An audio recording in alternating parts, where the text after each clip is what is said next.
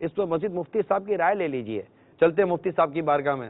جو زندہ ہے ہمارے سامنے موجود ہے اس سے تو ہم مدد مانگ لیں، لیکن اولیاء کرام یا انبیاء کرام علیہم الصلوۃ والسلام جو اس دنیا سے تشریف لے جا چکے ہیں، جو اس دنیا میں نہیں اس دنیا سے تشریف لے جا چکے، ان سے مدد مانگنا یہ کیسے درست ہے؟ جو دلائل ہیں وہ تو اس بات کے ہیں کہ جو ہمارے سامنے موجود ہے اس سے مدد مانگی جائے، نہ یہ کہ جو ہم سے غائب ہو چکے اور جو دنیا سے بھی جا چکے ہیں ان سے مدد مانگی جائے.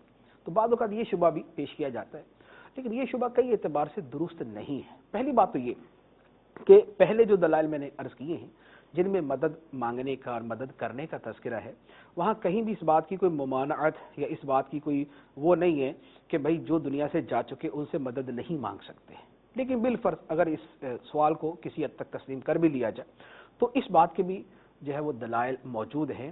اور امت کے جو بڑے بڑے علماء ہیں، یعنی وہ علماء کہ جن کی زندگیاں قرآن کو سمجھنے میں، حدیث کو سمجھنے میں، دین کو سمجھنے میں، دین کو پھیلانے میں گزری، اور جن کے صدقے دنیا کے اندر دین پھیلا، جنہوں نے دین کا بڑی گہرائی کے ساتھ مطالعہ کیا ہے، انہوں نے پورے دین سے کیا سمجھا، انہوں نے قرآن و حدیث سے کیا سمجھا. اب پہلے تو ایک حدیث مبارک عرض کرتا ہوں. مصنف ابن ابی شیبہ کی حدیث ہے، اور یہ حدیث مبارک کنز العمال میں بھی موجود ہے، اور یہی حدیث مبارک دلائل النبوہ امام بہقی رحمۃ اللہ علیہ کی ہے، اس میں بھی موجود ہے. اب امام بہقی رحمۃ اللہ علیہ بہت عظیم محدث ہے، امام ابن ابی شیبہ بہت بڑے محدث ہیں، اور صاحب کنز العمال بھی عظیم محدثین میں سے ہیں، بلکہ بڑے بڑے محدثین کی طرف رجوع کرتے تھے. انہوں نے اس حدیث مبارک کو نقل کیا. حدیث مبارک کیا یہ روایت ہے کہ سیدنا عمر فاروق رضی اللہ تعالی عنہ کا ایک خازن تھا، یعنی ایک آپ کے کھانے کے گودام کا نگران تھا. نبی حضرت سیدنا عمر فاروق رضی اللہ تعالی عنہ کے زمانے میں ایک مرتبہ قحط پڑ گیا، یعنی لوگوں کے پاس کھانا ختم ہو گیا، بارش نہیں نازل ہو رہی تھی، تو جانور بھی بھوکوں مرنے لگے، اور کھیتی باڑی بھی جو ہے بالکل فصلیں بھی جو ہے وہ ختم ہو گئی، اگ نہیں رہی تھی، نہ پانی نہ ہونے کی وجہ سے. اب وہاں الفاظ کیا ہیں؟ پہلے الفاظ ہیں اصاب الناس قحط فی زمان عمر، لوگوں کو حضرت عمر فاروق رضی اللہ تعالی عنہ کے زمانے میں قحط آ پڑا. فجاء رجل الی قبر النبی صلی اللہ علیہ وسلم، ایک شخص نبی کریم صلی اللہ علیہ وآلہ وسلم کی قبر مبارک پر حاضر ہوا. ایک شخص نبی پاک صلی اللہ علیہ وسلم کی قبر مبارک پر حاضر ہوا. یہ شخص کون تھا؟ روایت کے اندر صراحت میں، یعنی دیگر روایتوں کے اندر اس طرح سے موجود ہے کہ یہ نبی پاک صلی اللہ علیہ وآلہ وسلم کے صحابی تھے، حضرت بلال بن حارث المزنی رضی اللہ تعالیٰ عنہ، یعنی صحابی رسول قبر نبی روضہ نبی صلی اللہ علیہ وآلہ وسلم پر حاضر ہوئے اور عرض کرتے ہیں یا رسول اللہ استسقی لامتی کا فانہم قد ہلکوا، یا رسول اللہ اپنی امت کے لیے بارش کی دعا فرما دیجیے. حاضر کا ہے قبر انور پہ، اور عرض کر رہے ہیں یا رسول اللہ اپنی امت کے لیے پانی طلب فرمائیے، بارش کی دعا کر دیجیے. فانہم قد ہلکوا، بے شک وہ تو ہلاک ہو گئے، تو مر رہے سارے. نبی پاک صلی اللہ تعالی علیہ وآلہ وسلم کی بارگاہ میں یہ استغاثہ کیا. اب آگے روایت ہے فَأَتَى الرَّجُلُ فِي الْمَنَامِ، تو ایک شخص خواب میں آیا، اور دوسری روایت میں الفاظ ہیں کہ فَأَتَاهُ رسول اللہ صلی اللہ علیہ وسلم فی المنام، یہ جو صحابی حاضر ہوئے تھے جنہوں نے یا رسول اللہ کہہ کر عرض کیا تھا، نبی پاک صلی اللہ تعالی علیہ وآلہ وسلم ان کے خواب میں تشریف لائے، اور خواب میں تشریف لا کے ارشاد فرمایا ائتی عمرہ، عمر فاروق کے پاس جاؤ، فَأَقْرِئْهُ السلام، اور اسے سلام کہنا، وَأَخْبِرْهُ، اور خبر دینا، أَنَّكُمْ مَسْقِيُّونَ، کہ اے لوگو تمہیں ان قریب بارش عطا کر دی جائے گی. یہ نبی پاک علیہ الصلوۃ والسلام نے خواب میں آ کے ارشاد فرما دیا. پھر اس کے بعد مزید بھی آگے پیغام ہے وہ بھی ارشاد فرمایا، اور اس کے بعد پھر وہی ہوا کہ بعد میں پھر بارش ہوئی، قحط ختم ہو گیا، لوگوں کی مشکل دور ہو گئی. کیوں؟ صحابی رسول نے بارگاہ مصطفیٰ صلی اللہ علیہ وآلہ وسلم میں حاضر ہو کر عرض کیا تھا، یا رسول اللہ کہہ کر اپنی حاجت کو پیش کیا تھا، یا رسول اللہ اپنی امت پہ کرم فرمائیے، اپنی امت پہ نظر فرمائیے، یہ تو ہلاک ہو رہے پانی نہ ہونے کی وجہ سے، بارشیں بند ہیں، یہ تو تباہ ہو رہے ہیں. تو سرکار دو عالم صلی اللہ علیہ وآلہ وسلم کی بارگاہ میں عرض کی، اللہ تبارک و تعالی نے بارش عطا فرما دی. تو یہ حدیث مبارک جو ہے جو مصنف ابن ابی شیبہ میں ہے، کنز العمال میں ہے، اور دلائل النبوہ امام بہقی کی جو ہے اس میں ہے، اور اس کے علاوہ بھی کثیر کتابوں میں، یہ صرف 3 کتابیں نہیں ہیں، اس کے علاوہ بھی بہت ساری کتابیں ہیں جن میں یہ حدیث موجود ہے۔ یہاں پر صحابی رسول نبی پاک صلی اللہ علیہ وآلہ وسلم کے وصال ظاہری کے بعد آپ کے مزار انور پر حاضر ہوتے ہیں، عرض کرتے ہیں یا رسول اللہ کہہ کر ندا کرتے ہیں، اپنی حاجت کو پیش کرتے ہیں، اور نبی پاک صلی اللہ تعالی علیہ وآلہ وسلم خواب میں آ کر بشارت عطا فرماتے ہیں، پیغام بتا دیتے ہیں کہ اب تمہیں پانی عطا کیا جائے گا، اور وہ مشکل حل بھی ہو جاتی ہے۔ تو اب یہ بات کبھی زندگی کے اندر جو ظاہری زندگی ہے اس میں تو مدد مانگی جا سکتی ہے جب سامنے موجود ہو، لیکن پردہ فرمانے کے بعد نہیں۔ اس شبہ کا ازالہ اور اس سوال کا جواب اس حدیث مبارک میں موجود ہے۔ اب دوسری بات جو میں نے عرض کی تھی کہ وہ ہستیاں جو دین میں اتھارٹی کی حیثیت رکھتی ہیں، جن کا بڑا مقام ہے، جنہوں نے دین کو بڑی گہرائی میں سمجھا، جو قرآن و حدیث پہ گہری نظر رکھنے والی ہیں، وہ اس چیز کے بارے میں کہ دنیا سے پردہ فرمانے کے بعد کسی ولی سے یا نبی سے مدد طلب کی جا سکتی ہے، یعنی اس کے بارے میں کیا فرماتے ہیں۔ سب سے پہلے تو چونکہ 11ویں شریف کا مہینہ ہے، ربیع الاخر ہے، سیدنا غوث پاک رضی اللہ تعالیٰ عنہ کی بڑی 11ویں شریف کا مہینہ ہے، تو سب سے پہلے تو آپ کے فرمان کو عرض کرتا ہوں، کیونکہ ہم اہل محبت ہیں، ہم اہل عقیدت ہیں، ہم ولیوں کو ماننے والے، ہم ولیوں کے نام لیوا، ہم ولیوں کے غلاموں کے غلام ہیں، ہم سرکار غوث پاک رضی اللہ تعالیٰ عنہ کو اپنا آقا ماننے والے ہیں۔ سرکار غوث پاک کو خود فرماتے ہیں بہجت الاسرار، سیدنا غوث اعظم رضی اللہ تعالیٰ عنہ کی سیرت طیبہ پر یہ بڑی خوبصورت کتاب ہے، اور اس میں سرکار غوث پاک رضی اللہ تعالیٰ عنہ کی کرامات، آپ کی سیرت مبارکہ اور آپ کے فرامین باقاعدہ سند کے ساتھ بیان کیے ہوئے ہیں۔ جیسے حدیث کی سند ہوتی ہے نا، اس نے اس سے سنا، اس نے اس سے سنا، اس نے اس سے سنا، اس کتاب کے اندر باقاعدہ سند کے ساتھ یہ سب چیزیں موجود ہیں۔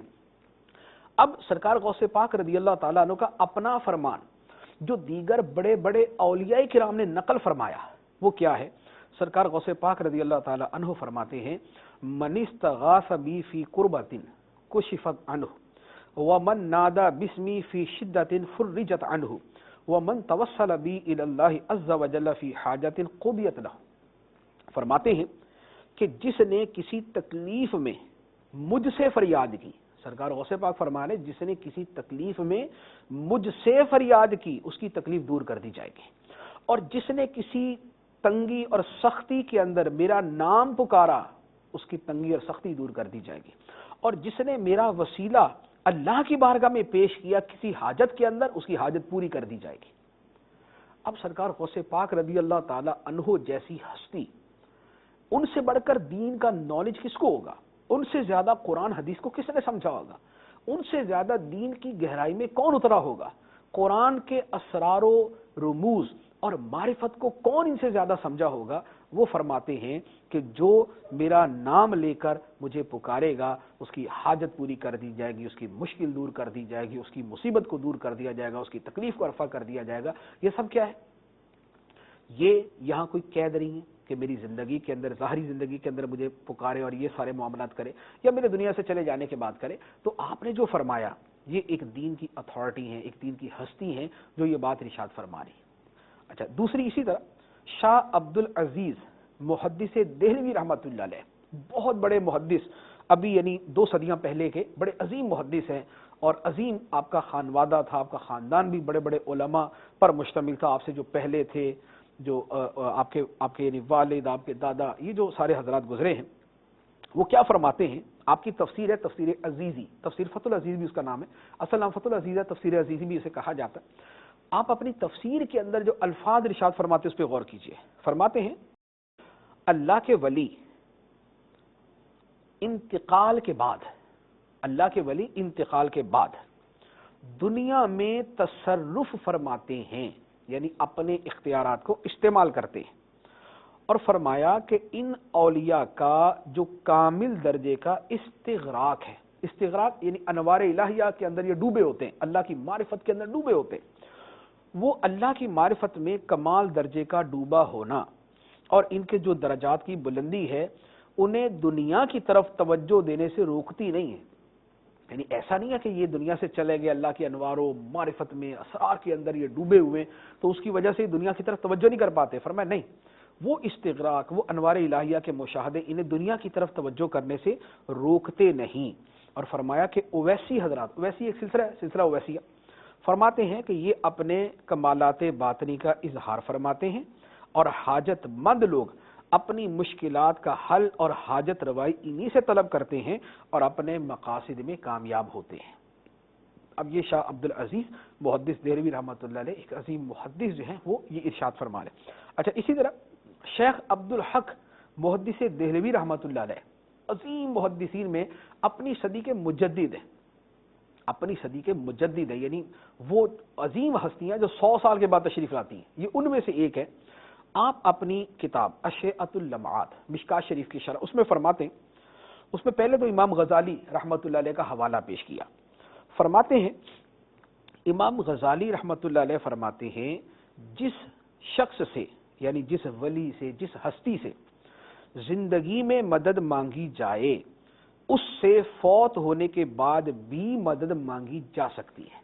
یہ امام غزالی رحمۃ اللہ علیہ فرما رہے، اور امام غزالی وہ ہستی ہیں کہ جن کا نام اسلام کا تعارف ہے، اسلام کا پہچان ہے۔ کافر اسلام کو پہچانتے امام غزالی رحمۃ اللہ علیہ کے نام سے ہیں کہ وہ اسلام کے جن کی ایک ہستی امام غزالی رحمۃ اللہ علیہ، وہ ہستی فرما رہی ہیں کہ جن سے دنیا میں مدد مانگی جا سکتی ہے ان سے ان کے دنیا سے جانے کے بعد بھی مدد مانگی جا سکتی ہے۔ اس کے بعد شیخ محقق رحمۃ اللہ علیہ ارشاد فرماتے ہیں کہ سیدی احمد بن زروق جو دیار مغرب کے عظیم فقہا اور علماء و مشائخ میں سے ہیں، فرماتے ہیں کہ ایک دن شیخ ابو العباس حضرمی نے مجھ سے پوچھا کہ حضور یہ ارشاد فرمائیں کہ زندہ کی امداد زیادہ قوی ہے یا فوت شدہ کی؟ ولی زندہ ہے، دنیا میں ہے، اس کی مدد زیادہ پاورفل ہے یا جو ولی دنیا سے جا چکا ہے اس کی مدد زیادہ پاورفل ہے؟ تو میں نے کہا، یہ بزرگ فرماتے ہیں، میں نے کہا کچھ لوگ زندہ کی مدد کو زیادہ قوی بتاتے ہیں کہ ولی جو دنیا میں موجود ہے اس کی مدد زیادہ طاقتور ہے، لیکن میں کہتا ہوں، اب یہ ولی خود فرماتے ہیں، میں کہتا ہوں کہ جو دنیا سے جا چکا اس ولی کی مدد زیادہ طاقت والی ہوتی ہے، اس ولی کی مدد زیادہ طاقت والی ہے۔ اور اس پر شیخ نے فرمایا کہ اس لیے کہ وہ اللہ کے دربار اور اس کی بارگاہ میں حاضر ہیں، یعنی اب ان کا مرتبہ بڑھ گیا، جب اللہ کی بارگاہ میں چلے گئے ان کی معرفت بڑھ گئی، ان کی صلاحیتیں، ان کی قوتیں، ان کی طاقتیں بڑھ گئیں، ان پر اللہ کے انوار و اسرار اور زیادہ کھل گئے، تو ان کی مدد، یعنی جو ولی دنیا سے جا چکا اس کی مدد جو دنیا میں موجود ہے اس سے بھی زیادہ ہوتی ہے۔ تو گویا سوال یہ نہیں کہ جو دنیا میں موجود ہے اس سے تو مانگی جائے، جو چلا گیا اس سے نہ مانگی جائے، یہ تو فرماتے ہیں جو چلا گیا وہ زیادہ مدد کر سکتا ہے، جو چلا گیا اس کے اندر طاقت زیادہ ہے، اس کو اللہ تعالیٰ زیادہ قوت عطا فرما دیتا ہے۔ اب اس کے بعد شیخ عبدالحق محدث دہلوی رحمۃ اللہ علیہ خود فرماتے ہیں، بڑی خوبصورت بات فرماتے ہیں، اس مضمون کا کلام، یعنی یہ جو باتیں ہیں کہ ولی اپنی دنیاوی زندگی میں بھی مدد کرتا ہے اور دنیا سے جانے کے بعد بھی مدد کرتا ہے، فرماتے ہیں کہ اس طرح کا کلام بزرگان دین سے اتنا زیادہ منقول ہے کہ حد و شمار سے باہر ہے، اور کتاب و سنت اور سلف صالحین کے اقوال میں ایسی کوئی بات موجود نہیں جو اس کے منافی و مخالف اور اسے رد کرنے والی ہو۔ فرمایا کہ اس طرح کی باتیں اولیاء کرام کے کلام میں کہ اولیاء مدد کرتے ہیں دنیا میں بھی اور دنیا سے جانے کے بعد بھی، یہ اتنی زیادہ، اتنی کثرت سے منقول ہے کہ اسے شمار ہی نہیں کیا جا سکتا، اور قرآن و حدیث میں اور سلف صالحین کے اقوال میں کوئی بات اس کے خلاف نہیں ہے، یعنی کہیں منع نہیں کیا گیا کہ زندگی کے اندر تو مدد مانگ لو، دنیا سے جانے کے بعد مدد نہ مانگو۔ اچھا، اسی طرح علامہ شامی رحمۃ اللہ علیہ، اب یہ تو فقہاء کرام میں ان کا کتنا مقام ہے، ہر بندہ انہیں جانتا ہے کہ علامہ شامی صاحب رد المختار، فتاوی شامی والے بزرگ، یہ فرماتے ہیں فتاوی شامی کے مقدمے کے اندر لکھا ہے کہ حضرت معروف کرخی رحمۃ اللہ علیہ فرمایا کہ من المشائخ الکبار، بڑے بڑے عظیم مشائخ میں سے ہیں، مجاب الدعوہ، ان کی دعائیں قبول ہوتی تھی، اور فرماتے ہیں یستسقا بقبرہ، ان کی قبر کے وسیلے سے لوگوں کو بارش عطا کی جاتی تھی۔ تو یہ آپ جتنی کتابیں پڑھتے جائیں، اب جتنے بڑے بڑے اکابر علماء کرام، محدثین، فقہا، صالحین، اولیاء، کتب، غوث، ابدال، ان کی جتنی کتابیں اقوال پڑھ لیں آپ کو ہر جگہ یہی ملے گا کہ اولیاء کرام جس طرح اپنی ظاہری زندگی میں مدد فرماتے ہیں اسی طرح دنیا سے جانے کے بعد بھی مدد فرماتے ہیں. تو ہمیں اللہ نے حکم دیا سچوں کے ساتھ ہو جا وَكُونُوا مَعَ الصَّادِقِينَ، سچوں کے ساتھ ہو جا. جو اللہ تعالیٰ کے نیک بندے ہیں، انعام یافتہ لوگ ہیں، ان کی پیروی کیا کرو، ان کے راستے پر چلو. تو یہ وہ ہستیاں ہیں جنہوں نے دین کا مغز ہمارے سامنے پیش کر دیا کہ دین کی جو حقیقی تعلیمات ہیں وہ کیا ہیں. امام اہل سنت امام احمد رضا خان علیہ رحمت الحنان فتاوی رضویہ جلد 29 صفحہ نمبر 545 پر فرماتے ہیں اولیاء کرام بعد وفات زندہ ہیں مگر نہ مثل انبیاء علیہم الصلاۃ والسلام، کیونکہ انبیاء کرام کی حیات روحانی، جسمانی، دنیاوی ہے. یہ حضرات انبیاء بالکل اسی طرح زندہ ہوتے ہیں جس طرح دنیا میں تھے، اور اولیاء کرام کی حیات ان سے کم اور شہداء سے زائد، جن کے بارے میں قرآن عظیم میں فرمایا ان یعنی شہیدوں کو مردہ مت کہو، وہ زندہ ہیں. شیخ عبدالحق محقق علی الاطلاق خاتم المحدثین حضرت علامہ شیخ عبدالحق محدث دہلوی رحمۃ اللہ تعالی علیہ فرماتے ہیں کہ یہ مجدد الفسانی رحمۃ اللہ تعالی علیہ کے وقت کے بزرگ ہیں، 1000 صدی کے، اتنے پرانے بزرگ، یہ آج کا مسئلہ نہیں ہے. اس وقت یہ فرماتے ہیں کہ اللہ تعالیٰ کے ولی اس دار فانی یعنی ختم ہو جانے والی دنیا سے دار بقا یعنی باقی رہ جانے والے جہاں کی طرف منتقل یعنی ٹرانسفر ہو جاتے ہیں. وہ اپنے رب عز و جل کے پاس زندہ ہیں، انہیں رزق دیا جاتا ہے اور خوش اور خرم ہے، لیکن لوگوں کو اس کا شعور یعنی سمجھ نہیں.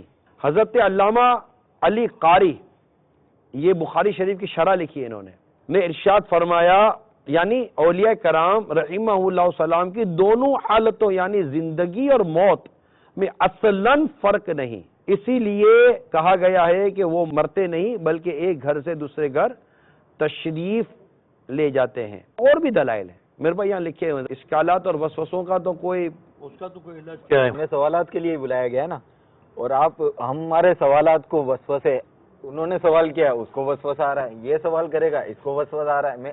ہم سوال کر رہے ہیں یعنی آپ اس کو وسوسہ مان لینا. تو آپ ہر سوال کو وسوسہ تو نہیں میں وسوسہ کہتا ہوں، میری وسوسہ کہوں گا تو میری کون سی شرعی پکڑ پکڑیں گے آپ؟ یعنی ہم سوال نہیں، ہم یعنی آپ اس کو اپنا سوال بول دو. اچھا اب ہم یہ کہیں کہ آپ کے لیے بہتر ہی ہے کہ آپ اس کو وسوسہ بولو، سوال بولو گے تو آپ کی پکڑ ہو جائے گی.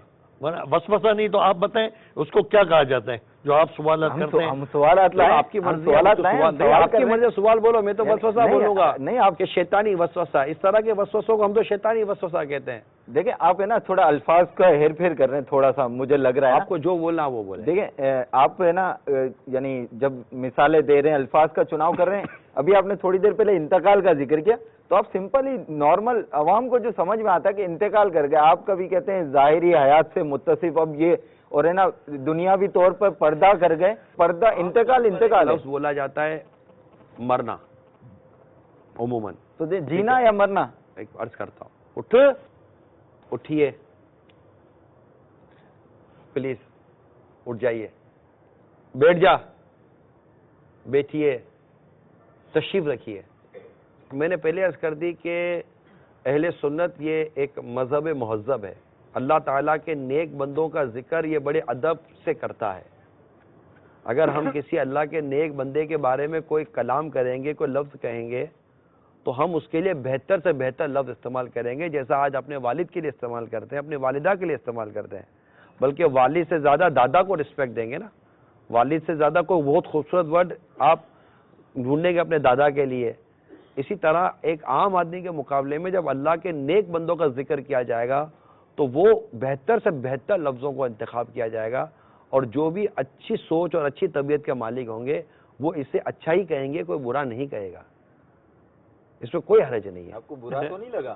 نہیں، اس لیے کہ آپ نے جس طرح مجھے بولا نا اٹھ، میں سمجھا کہ آپ کہہ رہے ہیں جات ہوئے نا، ریکارڈنگ چل رہی ہے لیکن تو سوال نہیں کر. مجھے برا کیوں لگے گا؟ مجھے تو رحم آئے گا جن پر رحم آنا چاہیے، کہ جن کے بیچاروں کے وسوسے اشکال ختم نہیں ہوتے، اور وہ بہت سارے فیضان سے اور بہت ساری عبادتوں سے اور بہت سارے رب کے قرب پانے والے معاملات سے بیچارے محروم رہ جاتے ہیں. اگر ان کے لیے یہ آسانی ہو جائے کہ جیسے ان کے لیے یہ سوالات اور یہ وساوس پیدا ہوتے ہیں کہ اے اللہ کے بندے تو مجھے یہ دے دے، میری پریشانی دور کر دے، جیسے مزار پہ گئے، انہوں نے جیسے سوال کیا تو وہ اللہ سے کیوں نہیں مانگتے اور ڈائریکٹ یہ بولتے ہیں کہ تو اگر یہ یوں کہہ دیں اے اللہ ان تیرے نیک بندوں کے صدقے میں مجھے عطا کر دے، تو اس کے لیے بھی کوئی مسئلہ بھائی جان مسئلہ اس میں بھی نہیں ہے، مسئلہ تو اس میں بھی نہیں ہے کہ بندہ مزار شریف پہ جا کر اللہ کے ولی کو خطاب ہی نہ کرے، بات ہی نہ کرے، جا کر مزار شریف پہ بیٹھ جائے اور دلی دل میں یا اللہ تیرے نیک بندے کے قرب میں حاضر ہوں، میری دعا قبول فرما لے۔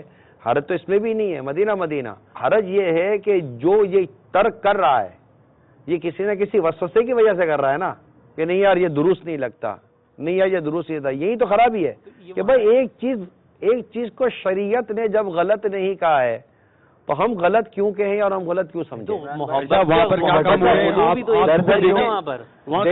ہیں، کیا کام ہو رہا ہے، چلیں اس طرح چلتے ہیں۔ میں آپ کو بتاتا ہوں ایسے لوگ کیوں جانے سے روکتے ہیں وہاں کہ وہ ڈائریکٹ بولتے ہیں ہم تو مسجد چلے جائیں گے بھائی، نماز پڑھیں گے 2 رکعتیں، نماز پڑھنے کے بعد دعا مانگیں گے، اللہ دعا مسجد میں بھی قبول کرے گا۔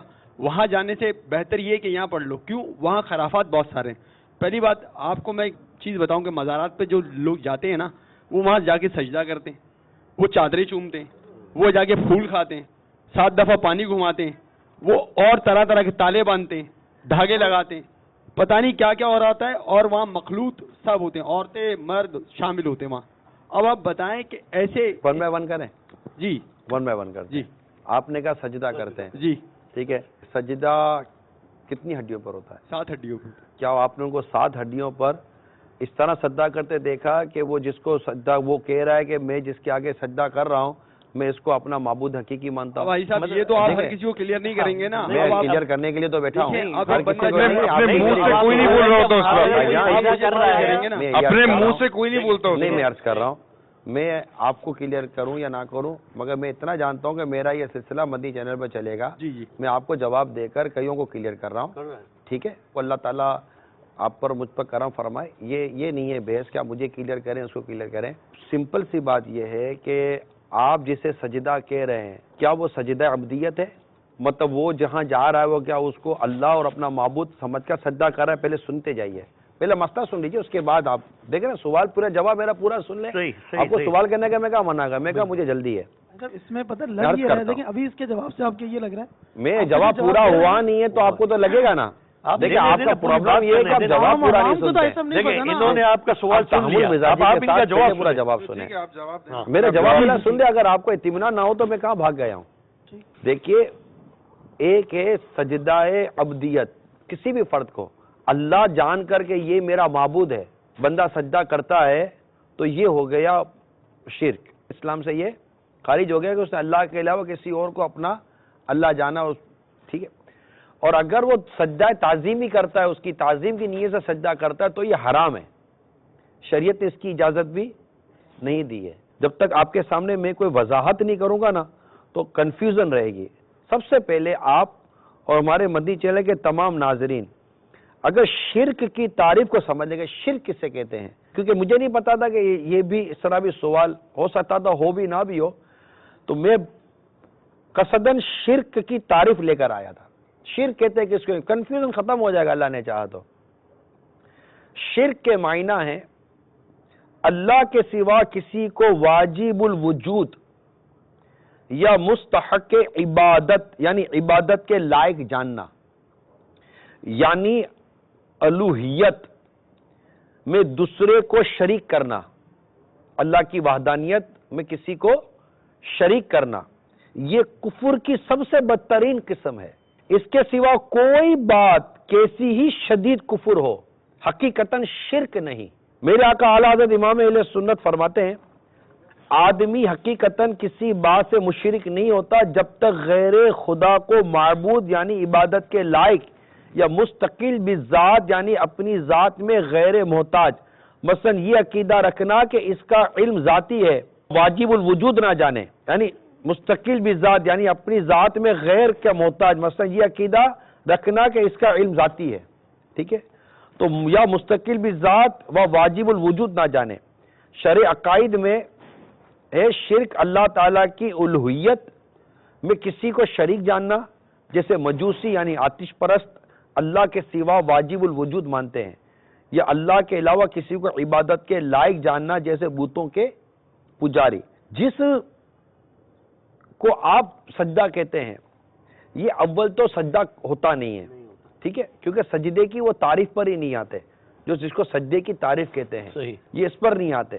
کوئی ہے مسلمان جو اس صاحب مزار کو اللہ مانتا ہو یار، یا عبادت کے لائق جانتا ہو؟ ناممکن ہے یار، محال ہے، اور فرط محبت یہ سے ہو ہی نہیں سکتا۔ کوئی فرط محبت سے جھک بھی گیا تو اس کو ہمارے کھاتے میں ڈالنا بھی تو صحیح نہیں نا۔ کوئی نہیں نا، نہیں بہت نہیں سارے لوگ ہیں، نہیں بہت چلتے سارے ہیں لوگ چلتے ہیں۔ پہلے تو میں نے آپ کو یہ سجدے کی کیفیت بیان کی، ٹھیک ہے، کیفیت جو آپ نے بیان کی، اس سے آپ نہیں نوٹ متفق کر رہے ہیں نہیں نا ہے، کہ آپ متفق نہیں تو ہمارا متفق نہیں ہے، بس اب سجدہ کر اتفاق رہے ہو، غلط نہیں، نہیں اس طرح کی کیفیت کرنے بھی نہیں چاہیے کہ اگر وہ نہ حرام کی طرف بھی اگر لے کے نہیں جاتے۔ مجھے اسٹارٹ میں آپ کی باتوں سے لگا کہ آپ ڈیفائن کر رہے ہیں۔ نہیں ڈیفائن نہیں کرنا ہوتا، پہلے تو غلط فہمی دور کرنی ہے نا ٹھیک۔ کہ وہ سجدہ نہیں ہے، جس کو ہم سجدہ کہہ رہے ہیں وہ سجدہ نہیں ہے، اور جس جھکنے کو ہم برا جاننے، میں تو عوام کو ہی کہوں گا یہ جھکنے کی بھی اجازت کیوں ہے، بلکہ ہمارے اعلیٰ حضرت امام اہل سنت کی تعلیمات، ہمارے علماء کی تعلیمات کے مطابق تو مزار شریف سے 4 ہاتھ دور رہے، دور ہے۔ ادب ہے۔ اب جو سجدہ کر رہا ہے آپ اس چیز کو کنڈیم کر دیتے ہیں، یہاں پہ بات ہو گئی ختم، آپ نے کنڈیم کر دیا نا اس چیز کو کہ سجدہ کرنا غلط ہے۔ اس میں بہت زیادہ اگر کوئی چیز آتی ہے نا بعض لوگوں کے لیے تو وہ علم کی کمی آتی ہے، کہ علم کی کمی ہوتی ہے کہ انہیں یہ کام نہیں کرنا چاہیے جو لوگوں کو متنفر کرتا ہو، ان کو یہ اس طرح مطلب کہ جھکنے کا اور اس طرح کا انداز نہیں اختیار کرنا چاہیے جس سے لوگ بدظن ہوتے ہوں، بدگمان ہوتے ہوں۔ جو بدظن ہو رہے ہیں، بدگمان ہو رہے ہوتے ہیں، ان کے پاس بھی علم کتنا ہوتا ہے کہ جو سجدہ نہیں اس کو سجدہ کہہ دیا، جو شرک نہیں اس کو شرک کہہ دیا، جو حرام نہیں اس کو حرام کہہ دیا۔ جو یہ کر رہے ہیں وہ خود کتنی بڑی جہالت کا شکار ہیں کہ ایک شخص شرک نہیں کر رہا، آپ کہہ رہے شرک ہے، ایک شخص حرام نہیں کر رہا، وہ کہہ رہا حرام ہے، ایک شخص ریاکاری نہیں کر رہا، وہ کہہ رہے یہ ریاکاری کر رہا ہے۔ تو یہ خود کسی کے اوپر انگلی اٹھانا یا اس کے اوپر حکم لگانا نہیں ہے، کہ یہ جہالت نہیں ہے؟ بھائی صاحب جو دکھے گا ہم اس کے اوپر جائیں گے نا، ہماری تو وہ سوچ نہیں ہے، علم کی کمی نا، علم کہ کی مدثر کمی۔ بھائی علم کی تو کمی آئی نا، جو دکھنا ہے وہ دکھنے کے اگر لیے میرا علم یہ کہہ رہا ہے کہ یہ غلط ہے، آپ کا علم کتنا، میرا علم کتنا، ان کا علم کتنا، یہاں تو بات ہے کہ قرآن و حدیث کا وہ علم جو درست کو درست اور غلط کو غلط سمجھ سکے۔ تو اب ایک مسلمان کو شرک کی صحیح تعریف تک نہیں پتا، مگر اس کے ذہن میں تصور موجود ہے، تعریف نہیں پتا، اس کے ذہن میں تصور کیا موجود ہے کہ اللہ کے سوا کوئی عبادت کے لائق نہیں ہے، تو وہ کب کس کو اللہ تعالیٰ کی عبادت کے لائق جانتا ہے؟ صرف اللہ کا نیک بندہ جانتا ہے۔ اب اس کے ساتھ اگر کوئی ایسا عمل وہ کرتا ہے جو کہ اسلام و دین میں اس کی اجازت نہیں ہے تو وہ شرک ہو جائے گا۔ یعنی شرک نہ کرے وہ، اس کے علاوہ مزارات پہ جا کے جو بھی کرے، جو بھی کرے، یہ تو آپ کہہ رہے ہیں، میں نے تو ابھی تک کوئی ایسی وضاحت نہیں کی نا، تو آپ خود ہی آگے 2 قدم بڑھ گئے۔ تو ہم کیا کہتے ہیں کہ ہر کوئی اس بات کو تسلیم کرے گا کہ اولیاء کرام کی مزار پر جانا یہ سعادت کی بات ہے، لیکن ان مزارات کے اوپر جو بھی خلاف شرع کام ہوں گے اس کو کوئی بھی ذی شعور اور عقل مند انسان مسلمان اس کو درست نہیں کہے گا، مگر کوئی حکم تو لگائیں گے نا۔ میں آپ سے ایک بات پوچھتا ہوں، ابھی جیسے کہ عمار بھائی نے ایک سوال کیا، باتوں باتوں میں دھاگا باندھتے ہیں، ایک آدمی گیا مزار پر دھاگا باندھا، ٹھیک ہے، اسے دھاگا کیا سوچ کے باندھا؟ منت مان رہا ہے وہ، کیا کر رہا ہے وہ؟ میں نے کہا تھا نا میرا یہ کام ہو جائے گا تو میں یہ کروں گا، میں آ کے پھر دھاگا کھولوں گا، میرا کتنا لمبا سفر ہے۔ بہت سافٹ چلیے گا، بہت سافٹ چلیے گا، میں انشاءاللہ تعالیٰ بہت مزے سے بات کروں گا میں۔ اور یہ کہاں سے آ رہا ہے یہ دھاگے باندھنا، تالے باندھنا؟ سافٹ رہے، مزہ آئے گا آپ کو، تھوڑا سا میرے ساتھ چلیں گے نا انشاءاللہ۔ میں کہاں سے آ رہا ہوں، ہم کہاں جا رہے ہیں، انشاءاللہ مدینے کی طرف جائیں گے اللہ نے چاہ تو۔ بہت سافٹ چلیے۔ ایک شخص گیا مزار شریف پر، آپ نے کہا کہ اس نے دھاگا باندھا، اب آپ اسے جا کے پوچھو کہ تو نے دھاگا کیوں باندھا، ٹھیک ہے، وہ کیا جواب دے گا؟ اسے بھی پتا ایسے نارملی منت ہے، بابا کی منت مانی ہے نا، اولاد کی روزی کی، اولاد کی کہ میں یہاں آؤں گا اور یہ اس کو پھر اتار لوں گا جب میرے یہاں اولاد ہو جائے گی۔ میں بتاؤں ٹھیک ہے، یہ کوئی بھائی کہ یہ اس کو اگر آپ پوچھیں نا، یہ سب صحیح فرما رہے ہیں باجی عمران کہ دھاگے والے کو، میں اگر مجھ سے پوچھیں نا تو میں یہ کہوں کہ دھاگا باندھنے والا یہی کہے گا سب دھاگے باندھ رہے ہیں نا، میں بھی دھاگا باندھ رہا ہوں۔ چلو ایک نے اصلاح دھاگا باندھ دیا، چلو سب باندھتے ہیں، میں بھی باندھ رہا ہوں، ٹھیک ہے۔ اب اس کی کوئی نیت ہے، کیا نیت ہے؟ مثال کے طور پر جیسے انہوں نے کہا کہ یہ آیا، اس کے اولاد نہیں ہے، اور اس نے آ کر کسی بھی بزرگ کے مزار پر ایک دھاگا باندھ دیا، ایک ایسے دھاگا باندھ دیا کہ میں دھاگا باندھ رہا ہوں کہ اللہ تعالیٰ مجھے اولاد دے دے۔ کون دے دے؟ نہیں وہ یوں نہیں ہوتا نا, وہ جاتا ہے اور کہتا ہے یہ فلانے بابا کی منت ہے اور جب میرے ہاں اولاد ہو جائے گی بابا کی وجہ سے تو پھر میں یہ کھول دوں گا.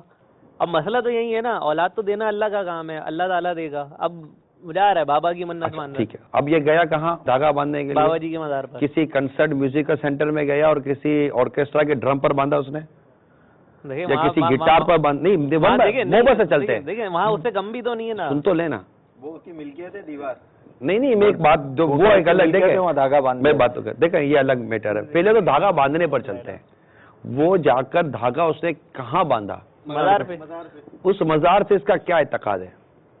یہ ایک بزرگ ہیں, وہ سمپل سے دیکھیں آپ اس طرح کے یار اب یہ سمپل جواب دینا پڑے گا, اپنے تو صاف کلیئر ہو رہا ہے.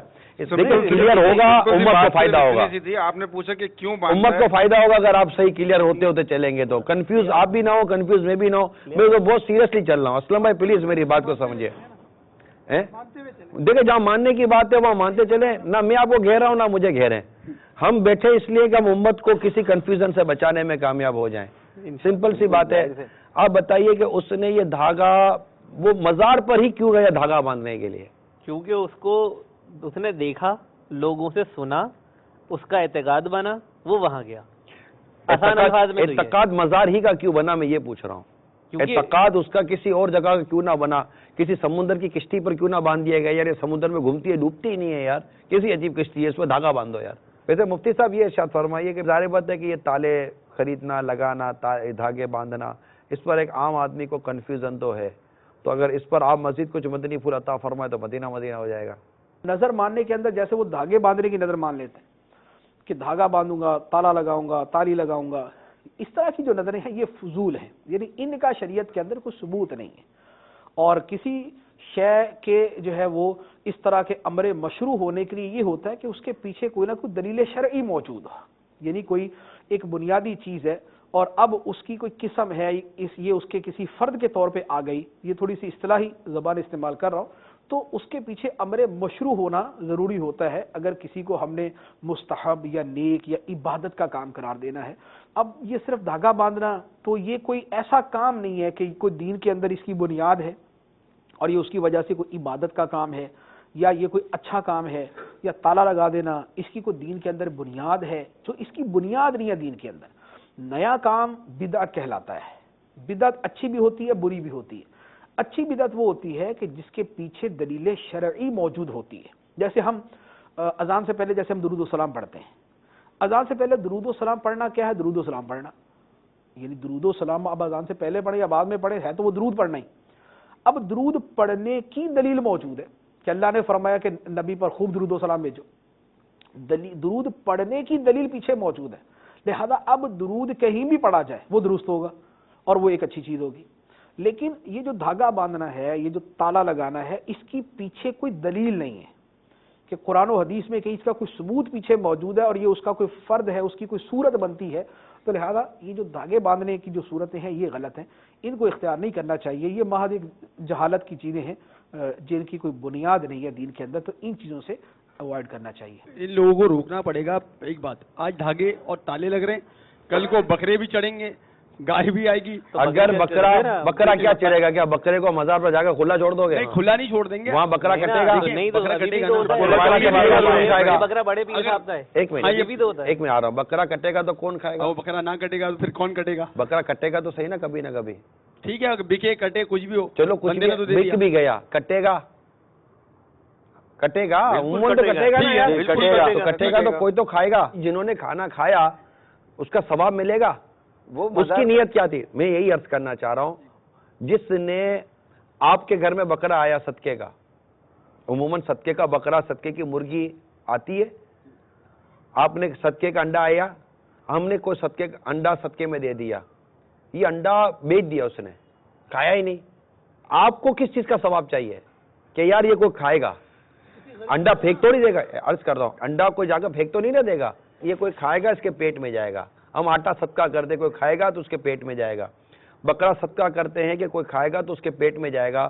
یہ ایک نیکی کے کام کی نیت سے ہم کرتے ہیں کہ اللہ تعالیٰ اس نیکی کے کام کی برکت سے میری پریشانی دور فرما دے گا. اس طرح عام آدمی جب کہیں کسی مزار شریف پہ جا کر کوئی بکرا دیتا ہے، کوئی مرغی دیتا ہے یا کوئی ایسی چیز دیتا ہے تو اس کی نیت کیا ہوتی ہے کہ یہ غریبوں کا یا عام آدمی کے پیٹ میں چلا جائے گا، لوگ کھانا کھائیں گے۔ کھانا کھلانے میں لوگ تقرب ڈھونڈتے ہیں، اللہ تعالیٰ کو قرب ڈھونڈتے ہیں کہ کھانا کھلانا یہ کار ثواب ہے، اور کہ کھانا کھلانا یہ جنت واجب کرنے والے کاموں میں شامل حدیث ہے۔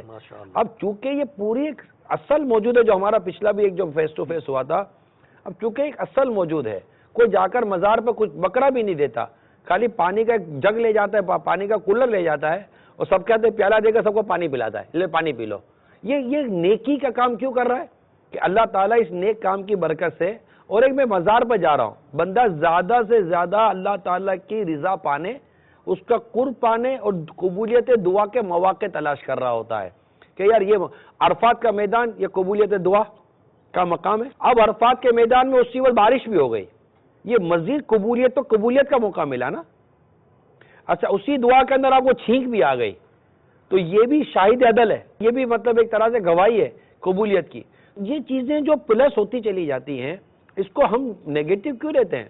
وہاں پر آپ کو 10 چیزیں نظر آئی، کبھی مزار پر جا کر دیکھا کہ لوگ قرآن کی تلاوت کتنی کر رہے ہیں، کبھی مزار پر جا کر دیکھا کہ بے نمازی جا کر مسجد میں جا کر نماز پڑھ رہا ہوتا ہے، کبھی آپ نے کسی مزار پر جا کر دیکھا کہ شخص کونے میں بیٹھ کر درود پاک کتنا پڑھ رہا ہے، کبھی مزار پر دیکھا کہ کوئی بیٹھ کر اللہ تعالیٰ کا ذکر کتنا کر رہا ہے، اللہ کے ضربے کتنے لگا رہا ہے، کبھی یہ آپ کو مزار پہ کوئی نظر نہیں آیا، قرآن کی تلاوت نظر نہیں آئی، اس کے ساتھ مسجد میں نماز پڑھتا ایک آدمی نظر نہیں آیا، اس کے سر پر ٹوپی رکھنا آپ کو نظر نہیں آیا، اس کا غسل کر کے مزار پہ جانا نظر نہیں آیا، اس کا کوئی مزار پہ جا کر اللہ تعالیٰ کے حضور دعا کرنا بھی نظر نہیں آیا کہ ہاتھ اٹھا کس کے حضور رہا، اللہ تعالیٰ کے حضور ہاتھ اٹھا رہا ہے، نیک آدمی کا وسیلہ لے رہا ہے۔ آپ کو یہ کوئی چیز نظر نہ آئی کیونکہ آپ کی نظر تو تالے میں دھاگے پہ پھنسی ہوئی ہے، آپ کی نظر تو بکرے مرغی پہ پھنسی ہوئی ہے۔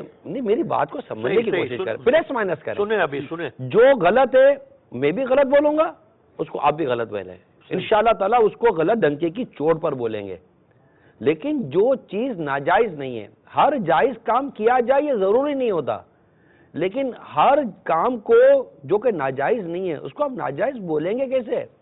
شریعت پر افطرا ہے۔ دیکھیں آپ تھوڑا سا تحمل مزاجی سے کام لیں، لوگوں کے وسوسوں میں آ کر آپ اپنے اندر شدت کیوں پیدا کر رہے ہیں؟ آپ ایک عوامی وسوسے لے کر ہم یہاں بیٹھے ہوئے ہیں نا، آپ عوامی وسوسے لے کر بیٹھے ہوئے ہیں تو آپ اس میں اتنی شدت کیوں پیدا کر رہے ہیں؟ ہو سکتا ہے جن کے وسوسے لے کر بیٹھے ہوئے ان کے بیٹے ان کے وسوسے دور ہو گئے ہو اور آپ کے پیٹ کا غبار ہی نہیں نکل رہا ہے، اس کا میرا کیا حال ہے؟ یار یہ مولانا صحیح تو بول رہا ہے یار، ہمارے کنفیوژن دور ہو گئے، اب آپ مائک لے کر بیٹھے ہوئے نہیں یوں کیوں؟ تو ایک چیز ہے اگلے کے پیٹ میں گڑبڑ نہیں، آپ کے پیٹ میں خالی خالی گڑگڑ ہو رہی ہے۔ میں نے اتنی قرآن مجید کی آیات آپ کے سامنے رکھی، اتنی حدیثیں سامنے رکھی، حیات کی، بعد وفات کی، مدد کی، وسیلے کی، ان تمام چیزوں بتائیں۔ میں قرآن کی آیتیں تو بیان کر رہا ہوں، میں حدیثیں ہی تو بیان کر رہا ہوں، اسلام و بزرگوں کی باتیں ہی تو میں آپ کے سامنے رکھ رہا ہوں۔ کوئی ایسی تصور بتائیے جو میں نے اپنی طرف سے بیان کیا ہو۔ آپ جس چیز کو ناجائز کہیں گے، جس چیز کو بھی ناجائز کہیں گے کہ عمران یہ ناجائز ہے، اب عمران کا دوسرا سوال ہوگا کہ آپ مجھے کوئی حدیث بتا دیں، شریعت کا کوئی ایسا اصول بتا دیں کہ ناجائز ہے۔ تو کسی شے کے ناجائز ہونے کے لیے دلیل ضروری ہے، اس کے جائز ہونے کے لیے دلیل ضروری نہیں ہوتی۔ یہ دلیل اگر اللہ کرے سمجھ میں آ جائے نا تو مدینہ ہو جائے۔ آپ نے لباس پہنا ہے، میں اس کو ناجائز کیسے بولوں؟ آپ میں بولے بھائی مدثر بھائی یہ لباس ناجائز ہے، تو آپ مجھے کیا بولو گے؟ عمران بھائی میں نے ستر چھپایا ہے، بدن چھپایا ہے، اس کے ناجائز ہونے کی کوئی دلیل تو دو نا، ورنہ اصل میں آپ نے کیا کیا؟ بدن چھپایا۔ اب بدن چھپانے کے لیے آپ نے جس لباس کا انتخاب کیا وہ لباس اگر ناجائز ہوگا تو میں کہوں گا نا یہ لباس اس لیے ناجائز ہے۔ مثال کے طور پر ستر تو آپ نے چھپایا، آپ نے بدن چھپایا، آپ نے نکر پہنی ہے اور گھٹنا اس کے اوپر کا حصہ نظر آ رہا ہے، وہ بولو یار مدثر بھائی آپ نے ناجائز لباس پہنا ہے، تو آپ مجھے کیا بولے بھائی ناجائز عمران کیسے ہو گیا؟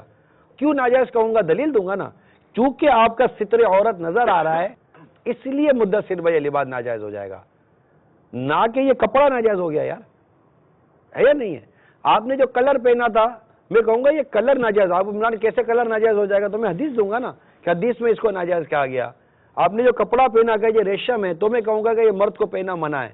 لباس پہنا آپ نے، ستر عورت بھی چھپا ہوا ہے، لیکن کوئی نہ کوئی چیز تو ہوگی نا ناجائز کہنے کی کہ بھائی اس وجہ سے یہ ناجائز ہے، ورنہ ناجائز کہنے کے لیے کوئی دلیل ہوتی ہے۔ ننگے سر ہیں آپ تو ٹھیک ہے، ننگے سر بیٹھے ہیں، اب کوئی بولے کہ یار آپ ننگے سر بیٹھے ہیں یہ ناجائز ہو گیا، تو آپ بولو گے بھائی عمران کیسے ناجائز ہو گیا؟ یار آپ کو امامہ پہننا چاہیے، تو آپ مجھے بولو گے بھائی امامہ سنت ہے مدینہ، لیکن اگر میں امامہ نہیں پہنتا تو ناجائز کیسے ہو جائے گا؟ آپ مجھ سے کہو گے نہیں کہو گے؟ تو اس کا مطلب کیا ہو کہ میں ناجائز کی دلیل دوں گا، آپ بولو گے کہ آپ ناجائز کی دلیل ہی نہیں لا رہے، تو اس کا مطلب میں جیسا بیٹا ہوں جائز تو ہوا نا۔ سمپل سی بات ہے، جب ہم اپنے بارے میں غور کرتے ہیں، یہ بسکٹ ہے، کیا لفظ بسکٹ لکھا ہے کہیں؟ مگر اس کے اندر جو چیزیں ملی ہوئی ہیں یہ اصل میں اس میں جو اجزاء ملے ہوئے ہیں وہ اجزاء جائز ہیں، تو بسکٹ کھانا جائز ہو گیا۔ اب آپ نے تھوڑا سا آگے بڑھائیں گے، سلسلہ ہمارا ہے، تھوڑا سا کنفیوژن ختم کرے اور شریعت کو مشکل کرنے کے بجائے، اسلام و دین کے احکامات کو مشکل کرنے کے بجائے اور اپنی طرف سے اس کی تفسیر و تعبیر بیان کرنے کے بجائے جو بزرگوں کی شروع سے ترکیب چلی آ رہی ہے۔ آپ دیکھیے جب امام شافعی رحمۃ اللہ تعالی علیہ کو کوئی مسئلہ درپیش ہوتا، کتنے بڑے بزرگ ہیں، آپ خود فرماتے جب مجھے کوئی مسئلہ درپیش ہوتا ہے تو میں امام اعظم کی مزار پر جاتا ہوں۔ کیوں بھائی؟ مسئلہ تو اللہ دور کرے گا، امام اعظم کی مزار پر کیوں جائے؟ کہ وہاں جاتا ہوں، 2 رکعت نماز پڑھتا ہوں اور ان کے وسیلے سے دعا کرتا ہوں، میرا مسئلہ حل ہو جاتا ہے۔ تو کیا امام شافعی قرآن و حدیث کو نہیں جانتے تھے؟ امام اعظم خود سرکار کے روزے پر جا کر نہیں کہتے کہ میرا تیرے سوا کوئی آسرا نہیں ہے؟ کیا امام اعظم شریعت کو نہیں جانتے تھے؟ کیا صحابہ کرام نے سرکار کے وصال ظاہری کے بعد سرکار کے قدموں میں مزار پر حاضری نہیں دی؟ کیا آپ کے وسیلے سے دعا نہیں کی گئی؟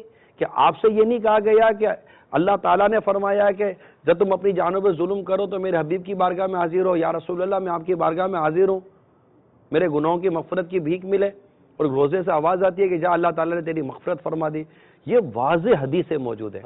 امام طبرانی رحمۃ اللہ تعالیٰ علیہ بڑے بڑے جید بزرگ جن کی حدیث ہم بیان کرتے ہیں، انہیں مدینہ منورہ میں بھوک لگتی ہے تو آقا کے روزے پر حاضر ہو کر کہتے ہیں الجوع یا رسول اللہ، آقا مجھے بھوک لگی ہے، روٹی تو اللہ دے گا۔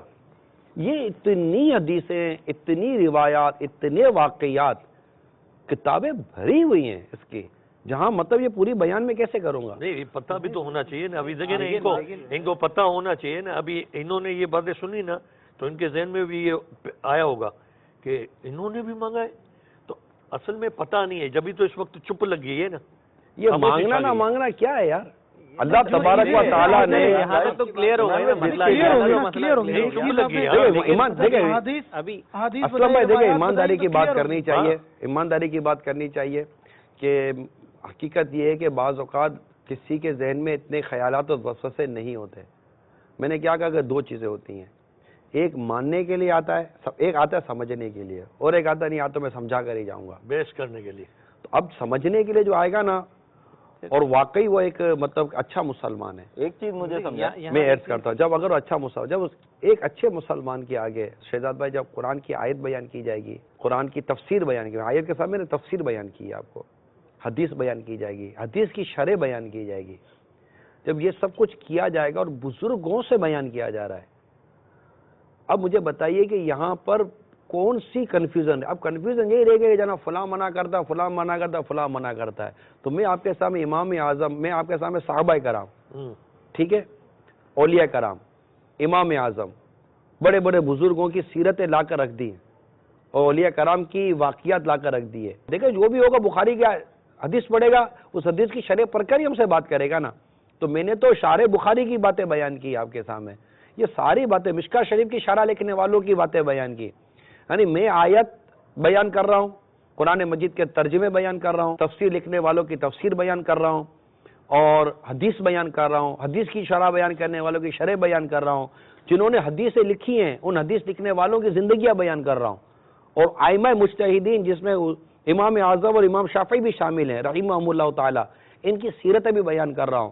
اتنی ساری بیان کر کے 100 صدی ہوئے ہمارے اعلیٰ حضرت امام اہل سنت کو، وقت مجدد ہے، ولی کامل ہے، عاشق رسول ہیں، ان کے فتاوی کے حوالے بیان کر رہا ہوں۔ سب کچھ بیان کر لینے کے بعد بھی اب اگر کوئی کہتا ہے کہ لا نسلم، یار میں نہیں مانتا، میری سمجھ میں نہیں آتا، تو پھر ہم مل کے دعا کرتے ہیں، ہاتھ اٹھاتے ہیں یا اللہ اس کے دل میں ہدایت کا نور عطا کر دے۔ وسوسے نہیں، وہ کیوریوسٹی ہے، یہ ہر آدمی کے دل کی آواز ہے، تو پوچھنا چاہتا ہے، یہ بیسیکلی پوچھنے والے ہر آدمی کے دل کی آواز پر آپ سے میرا ایک اختلاف ہے۔ بہت کم لوگ ہیں جو اس طرح کے اعتراضات میں پڑتے ہیں، بہت کم لوگ ہیں، یقین مانیے جن کو نیاز کھانے میں بھی اعتراض ہوتا ہے نا، یا جن کو نیاز کھانے وسوسے ہوتے ہیں نا، نیاز سامنے آتی تو وہ نیاز بھی کھا لیتے ہیں. تو یہ ہوتا ہے، دیکھا ہے آنکھوں سے دیکھا تو ہے. یہ ہوتا ہے، مطلب بہت کم لوگ ہوتے ہیں. نہیں دیکھیے ابھی یہاں پہ ریاض پہ جانے سے آپ نے جتنی تک باتیں سمجھائی ہیں جو مجھے واقعی نہیں پتا تھی.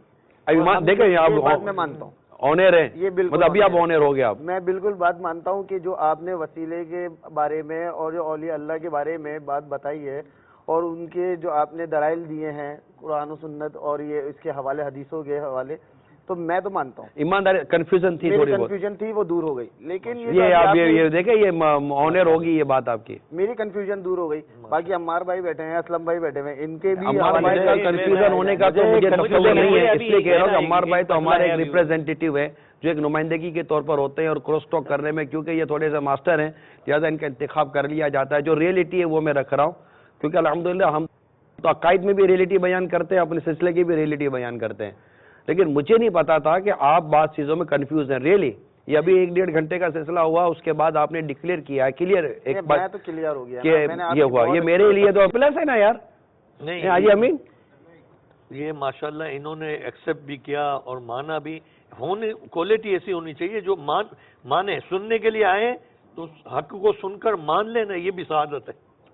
لیکن ابھی آپ نے جو ایک بات کری کہ میں آپ کی بات میں کلیئر کر رہا ہوں، اب آپ نے خود ہی ایک بات نکال دی ہے تو اس کے حوالے سے بھی مجھے بتا دیں یہ نیاز کا کیا چکر ہے؟ نیاز اس سے پہلے ایک سوال کر لوں. ملٹی سسٹم ہے نا اصل میں، یہ میں بتاتا ہوں، یہ ملٹی سسٹم ہے. اچھا ابھی کیا ہوتا ہے کہ ایک منٹ میں ذرا ملٹی سسٹم کی وضاحت کر دوں نا. ملٹی سسٹم کیا وہ بھی بتا دینا. ہاں یہ ہوتا ہے کہ یہ کھایا ہم نے کہا یہ فلانے بزرگ کیے اور اس کا ثواب ہم نے ملٹی کر دیا، تو یہ ملٹی سسٹم ہے نا. یہ تو اچھا ابھی سمجھ میں نہیں آ رہا. چلتے ہیں اسی نہیں، آپ ان سے پوچھیں. آپ کا نام؟ راحل بھائی. اب آپ یہ جو بلٹی صاحب ہے نا، جی اب آپ زہیب بھائی سے پوچھیں کہ اچھا بتاؤ گے یہ جو ہوا یہ کیوں غلط ہوا؟ پوچھے تو صحیح ہے. صحیح بھائی آپ بتائیں اب یہ کہ کیوں غلط یہ ہوا کیسے، پہلے تو مجھے آپ یہ بتائیں. نہیں چلو کھانا کھایا، کھانا کھانے کے بعد یہ ہوا کہ یہ فلاں بزرگ کو ثواب ایصال ہو گیا، یہی نا؟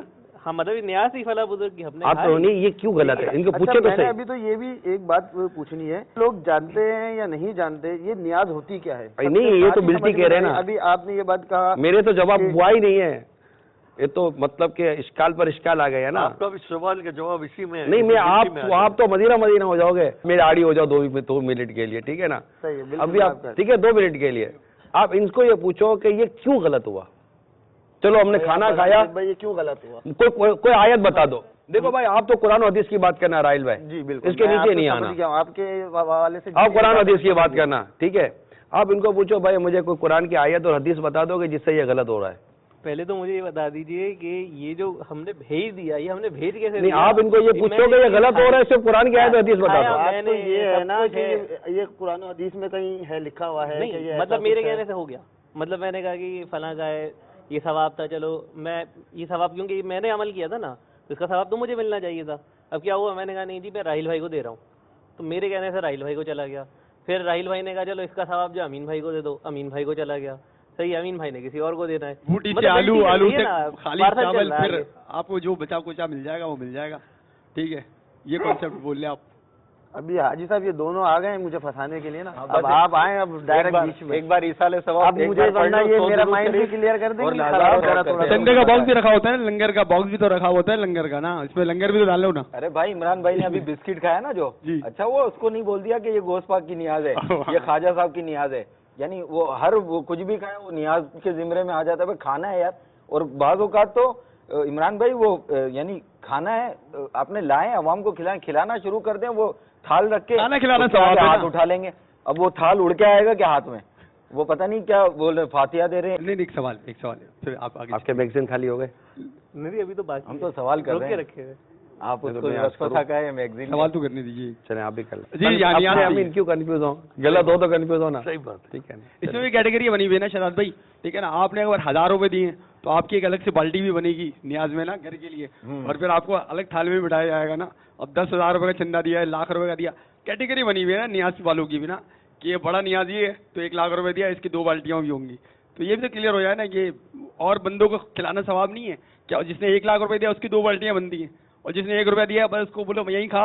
اور اللہ کے ان نام کے کی ملنے کھلائے. والوں کو تو کہہ دینا چاہیے کہ سب سے پہلے عمر بھائی کے گھر پہ تھیلی بھجوا دینا, ورنہ کسی کی خیر نہیں ہے نا. بیچارے کو لگتا ہے ملتا نہیں ہوگا, اچھا اس کے تو چندہ دینے والے کی تو بیچارے یہ ہوتا ہے بعدوں کا. اچھا چلو اس کوئی کے بات علاوہ نہیں. ایک اچھا اور آپ بھی آ چیز جائیں. بھی ہوتی ہے, ایک اور چیز یہ ہوتی ہے کہ اچھا ایک کام کرنا 50% آپ رکھ لینا, 50% جو ہے یہ بانٹ دینا ادھر ادھر, ٹھیک ہے نا. اچھا اس میں بیچ میں غریب مائنس, ٹھیک ہے, جو اپنے اپنے ہیں ان کو کھلا لیا, ٹھیک ہے, ان کا پیٹ بھر گیا.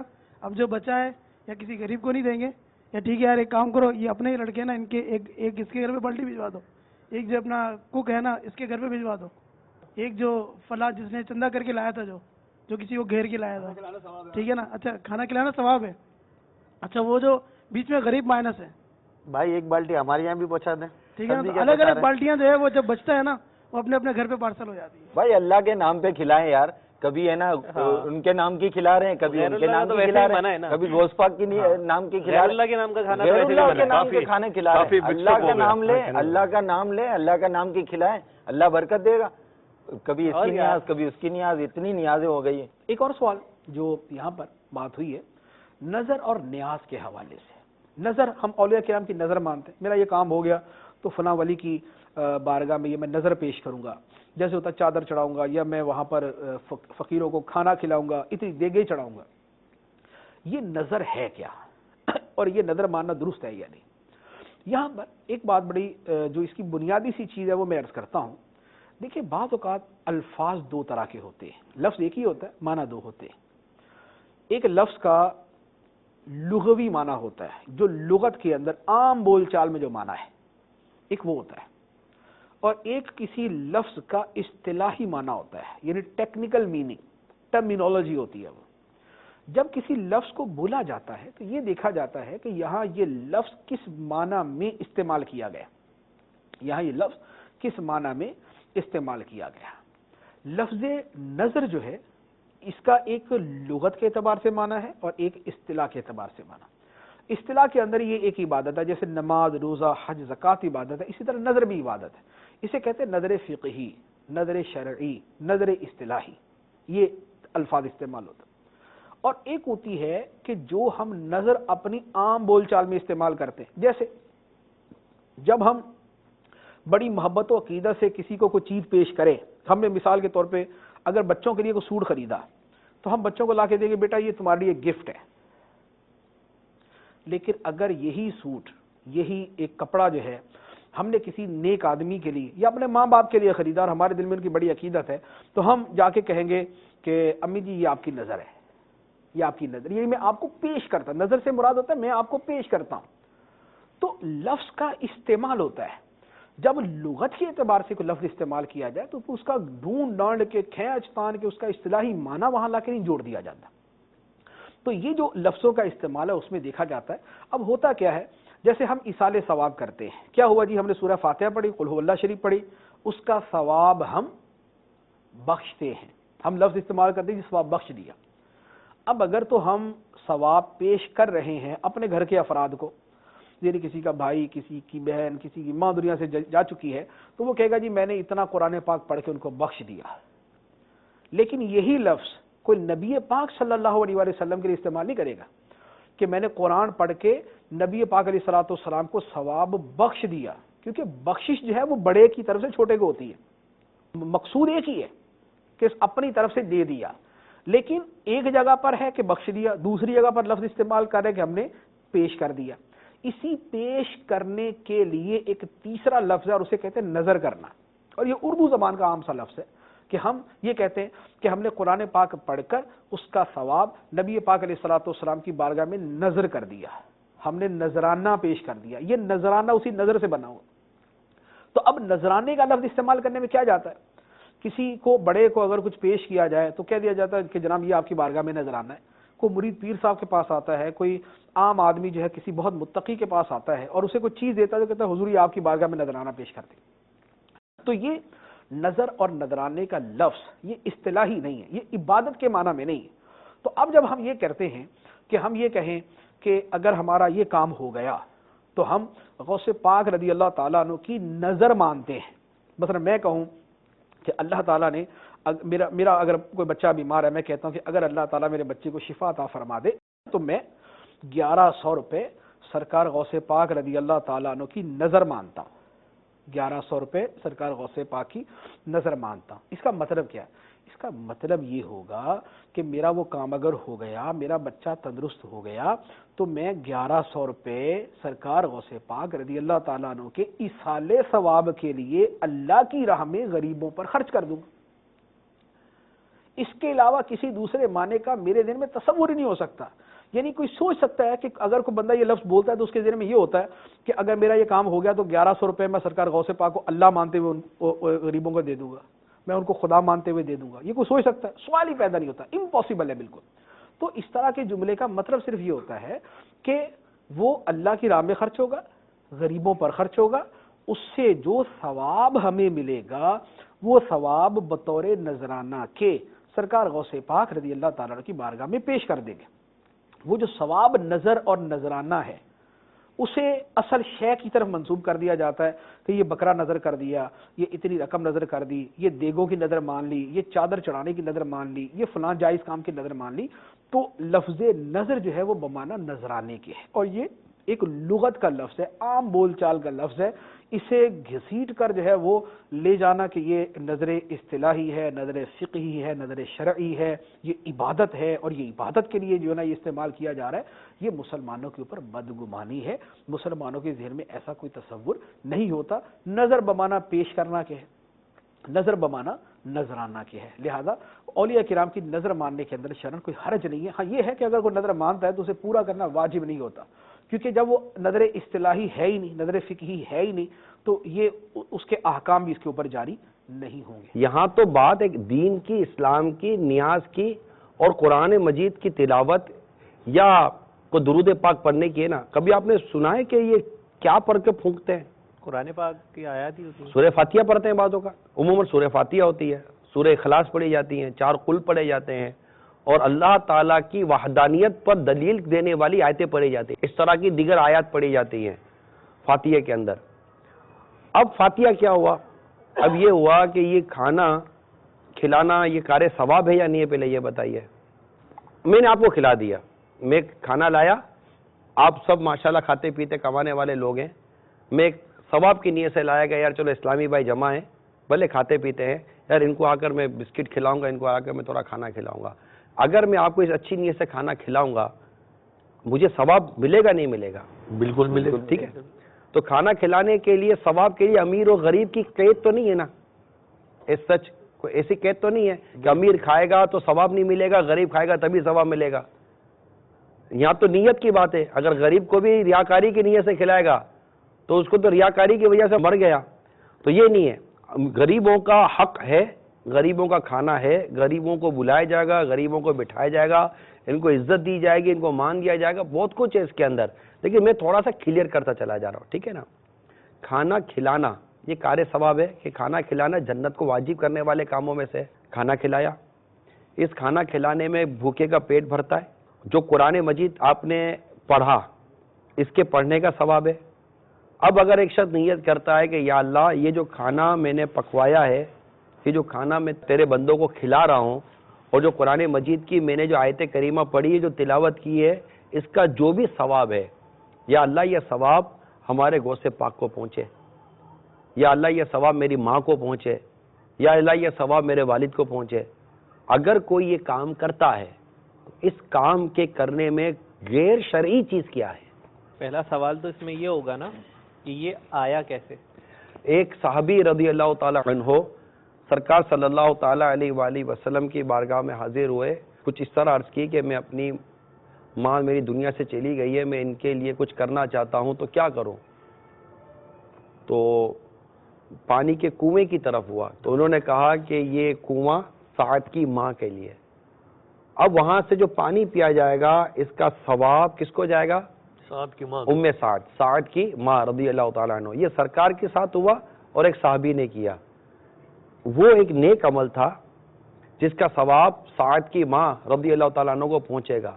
तो एक नेक अमल का सवाब दुनिया से रुखसत होने वाले को पहुंचता है, इसका सबूत हदीस से मिला या नहीं मिला? हज़रत साद जो हैं वो साहबजादे हैं और वो अपनी वालदा को इसाले सवाब कर रहे हैं। اب میرا بظاہر دنیاوی کوئی رشتہ اس بزرگ کے ساتھ نہیں ہے. میں مثال کے طور پہ غوث پاک کی نیاز کر رہا ہوں اور میں کہتا ہوں یہ میں غوث پاک کو بھیج رہا ہوں. اب میرا ان سے دنیاوی ایسا کوئی رشتہ تو ہے نہیں. اور ویسے بھی جو ہم سنتے ہیں کہ جو نیک اولاد ہے اپنے ماں باپ کے لیے صدقہ جاریہ ہے, تو یہ سمجھ آتی ہے. اب یہاں کیسے سمجھ آئی یہ چیز؟ دیکھیے یہ واللہ عالم آپ کے ذہن میں سوال کیسے آ گیا. بات یہ ہے کہ بعد انتقال نیک اعمال کا ثواب پہنچانا اس کا شرعی ثبوت مل گیا.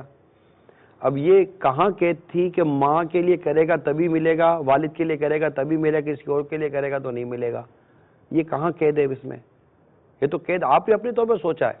یہاں تو دیکھا ثبوت کی بات ہوتی ہے. یہ بتائیے کہ آپ ایک شخص انتقال کر گیا, آپ نے اس کی نماز جنازہ پڑھی. نماز جنازہ میں آپ نے کیا کیا؟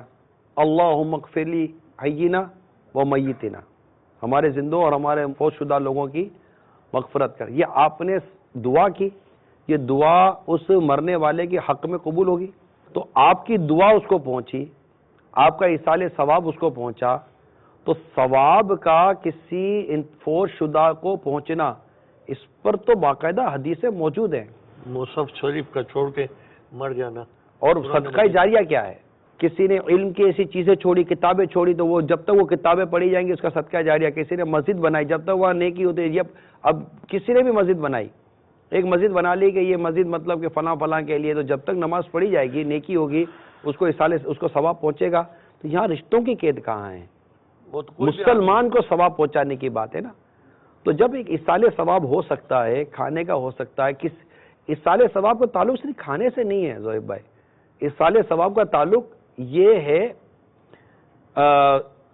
ثواب نیکی سے. کوئی بھی نیک عمل اس کا ثواب آپ ایصال کرتے ہیں. اور رشتہ دار بھی ضروری نہیں ہے, کوئی چیز ضروری نہیں ہے, مسلمان کے لیے کرتے ہیں, یہی نیاز ہوتی ہے. آپ ناجائز اور جائز کی بات کر رہے تھے, تو آپ کے نزدیک یعنی غیر اللہ کے نام پہ کھلانا, کھانا, غیر اللہ کا ذبیحہ جانور ذبح کرنا, یہ سب جائز ہے؟ یہ دیکھا بتائیے, کیا اللہ کو ایصال ثواب کریں گے؟ معاذ اللہ بتائیں. نہیں. تو کس کو کریں گے ایصال ثواب؟ اللہ کے بندوں کو ہی کرو گے نا. اللہ کے بندوں اللہ کے لیے کریں گے نا. اب جو جانور ذبح ہوتا ہے, جو آپ کہہ رہے غیر اللہ پر جانور, عقیقے کا جانور کبھی ذبح کیا ہے؟ اس میں کیا غیر اللہ کا نام نہیں لیا جاتا کہ اس کے نام پر میں جانور کاٹ رہا ہوں؟ آپ کے بیٹے کا نام لیا جاتا, آپ کی بیٹی کا نام دعا ہے. بالکل. شہزاد بھائی یہ بتائیے کہ جب بھی غوث پاک کی نیاز کے لیے ہو, امام حسین کی نیاز کے لیے ہو, کسی بھی ولی کمیل کی نیاز کے لیے ہو رضی اللہ تعالیٰ عنہ رحمہ اللہ تعالیٰ, آپ نے جب بھی کسی کو جانور کاٹتے ہوئے دیکھا ہوگا وہ کیا پڑھتا ہے؟ بسم اللہ, اللہ کا نام لے کر جانور کاٹتا ہے نا. تو وہ جانور اللہ کے نام پر کٹا ہے.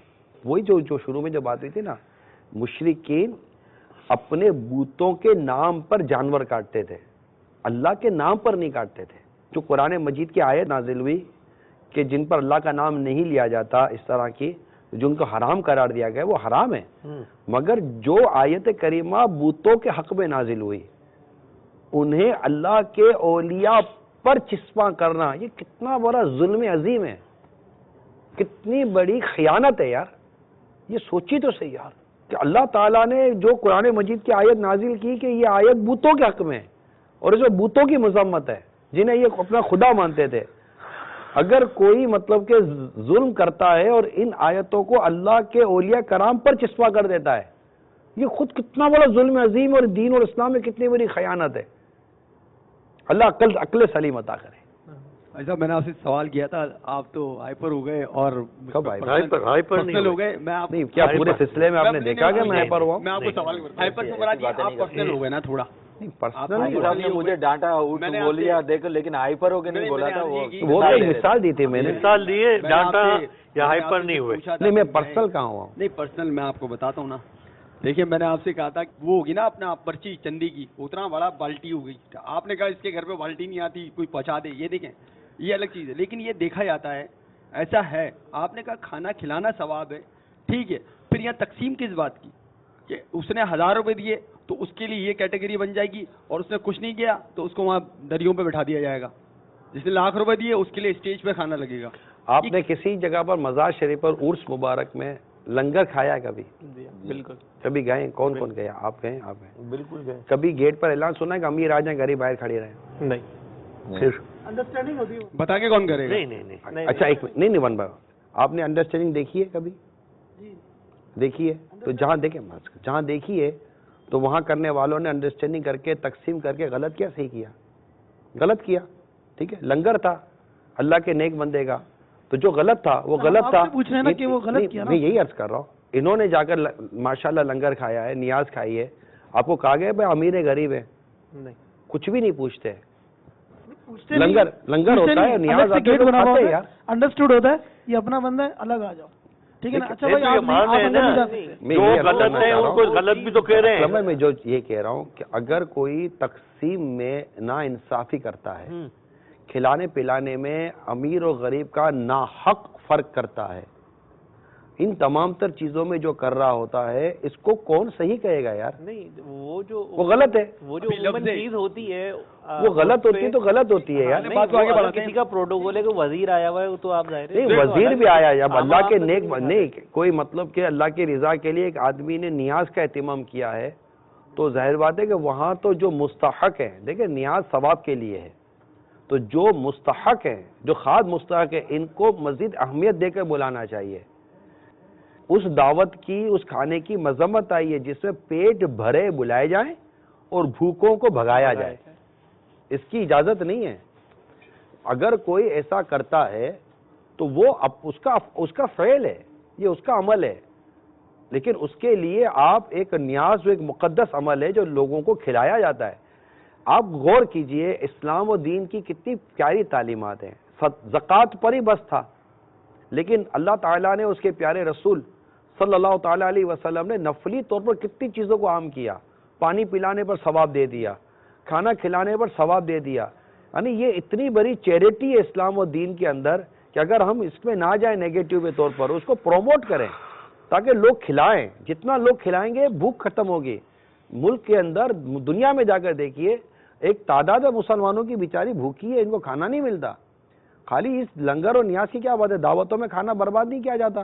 ایسی کون سی دعوت ہے جس میں کھانا برباد نہیں کیا جاتا اور آپ گیٹ پر چلے گئے ہو کہ نہیں یار آج کے بعد میں اس دعوت میں نہیں جاؤں گا، یہاں کھانا برباد کیا جاتا ہے؟ کوئی بھی نہیں جاتا دعوت چھوڑ کر. نہیں یار، کھانا جہاں برباد کیا جائے گا اس کی مذمت کی جائے گی، لیکن کوئی دعوت چھوڑتا ہے؟ سارے جاتے ہیں بھائی، 50 ڈشیں ہوتی ہے، 15 ڈشیں ہوتی ہے، سب کھاتے ہیں. کھانے کے بعد بھی باہر نکل کے باتیں بھی کرتے ہیں.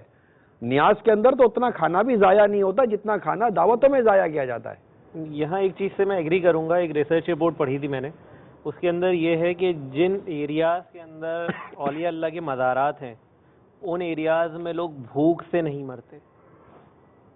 یہ ہے پوری دنیا کے اندر. دیکھیے اللہ تبارک و تعالیٰ کے ان نیک بندوں کے دربار میں آج بھی، آپ داتا دربار چلے جائیں، الحمدللہ آج بھی وہاں پر دیگوں کی دیگیں کھلائی جاتی ہیں. کیا یہ سارے مجاور کھاتے ہیں؟ کون کھاتا ہے بھائی؟ اور جس نے ایک بار کھا لیا اس کے پیٹ میں بھوک نہیں ہے، کیا وہ دیگ کو کیا سر پہ رکھ کر گھومے گا؟ جو بھی بھوکا ہوگا وہی کھانا کھا رہا ہے نا. اب 3 دفعہ اس نے کھانا کھا لیا تو یہ بھوک تھی تو کھایا نا. کھلانے والے نے تو بھوکوں کو کھانا کھلا دیا نا. اور اس کی نیت کیا تھی کہ یہ جو میں نے کھانا کھلایا اس کا ثواب داتا دربار پہ داتا صاحب کو پہنچے، صاحب مزار کو پہنچے. اب وہ صاحب مزار کو ثواب پہنچانا چاہ رہا ہے. اس کے پیچھے اس کی کیا غرض نکلے گی کہ اللہ تعالیٰ کی رحمت سے صاحب مزار جو کہ اللہ کا نیک بندہ ہے، میں اس کو اس کا ثواب اس سال کروں گا، ان کی برکتیں ملیں گی، اللہ تعالیٰ اس کی صدقے میری پریشانی دور کرے گا. بندہ نیک کام کو، نیک لوگوں کو وسیلہ ہی بناتا ہے. جو ہم جہاں سے ہم چلے تھے، یہ سب وسیلے کی باتیں ہوتی ہیں اور اس طرح بگڑیاں بنتی ہیں. یہ وسیلے تک رہتی ہے. ابھی محبت میں اتنا غلو، ابھی آپ نے دیکھیے غلو کی بھی تعریف کرنی پڑے گی. آپ کے کسی کہنے پر غلو نہیں ہو جائے گا. حد سے تجاوز کرنا بھی، وضاحت کر رہا ہوں نا، اس کی وضاحت کر رہا ہوں آگے. ان کا جو ہے علی حجویری رحمۃ اللہ علیہ، ان کے نام کے ساتھ آپ نے داتا لگا دیا. اب داتا تو اللہ دینے والا ہے نا، داتا اللہ ہے.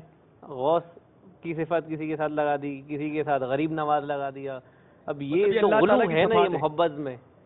یہ اللہ تعالیٰ کی صفات ہیں، داتا، دستگیر، یہ اللہ تعالیٰ کی صفات ہے نا. ان کو مخلوق سے جوڑ دینا کیسا؟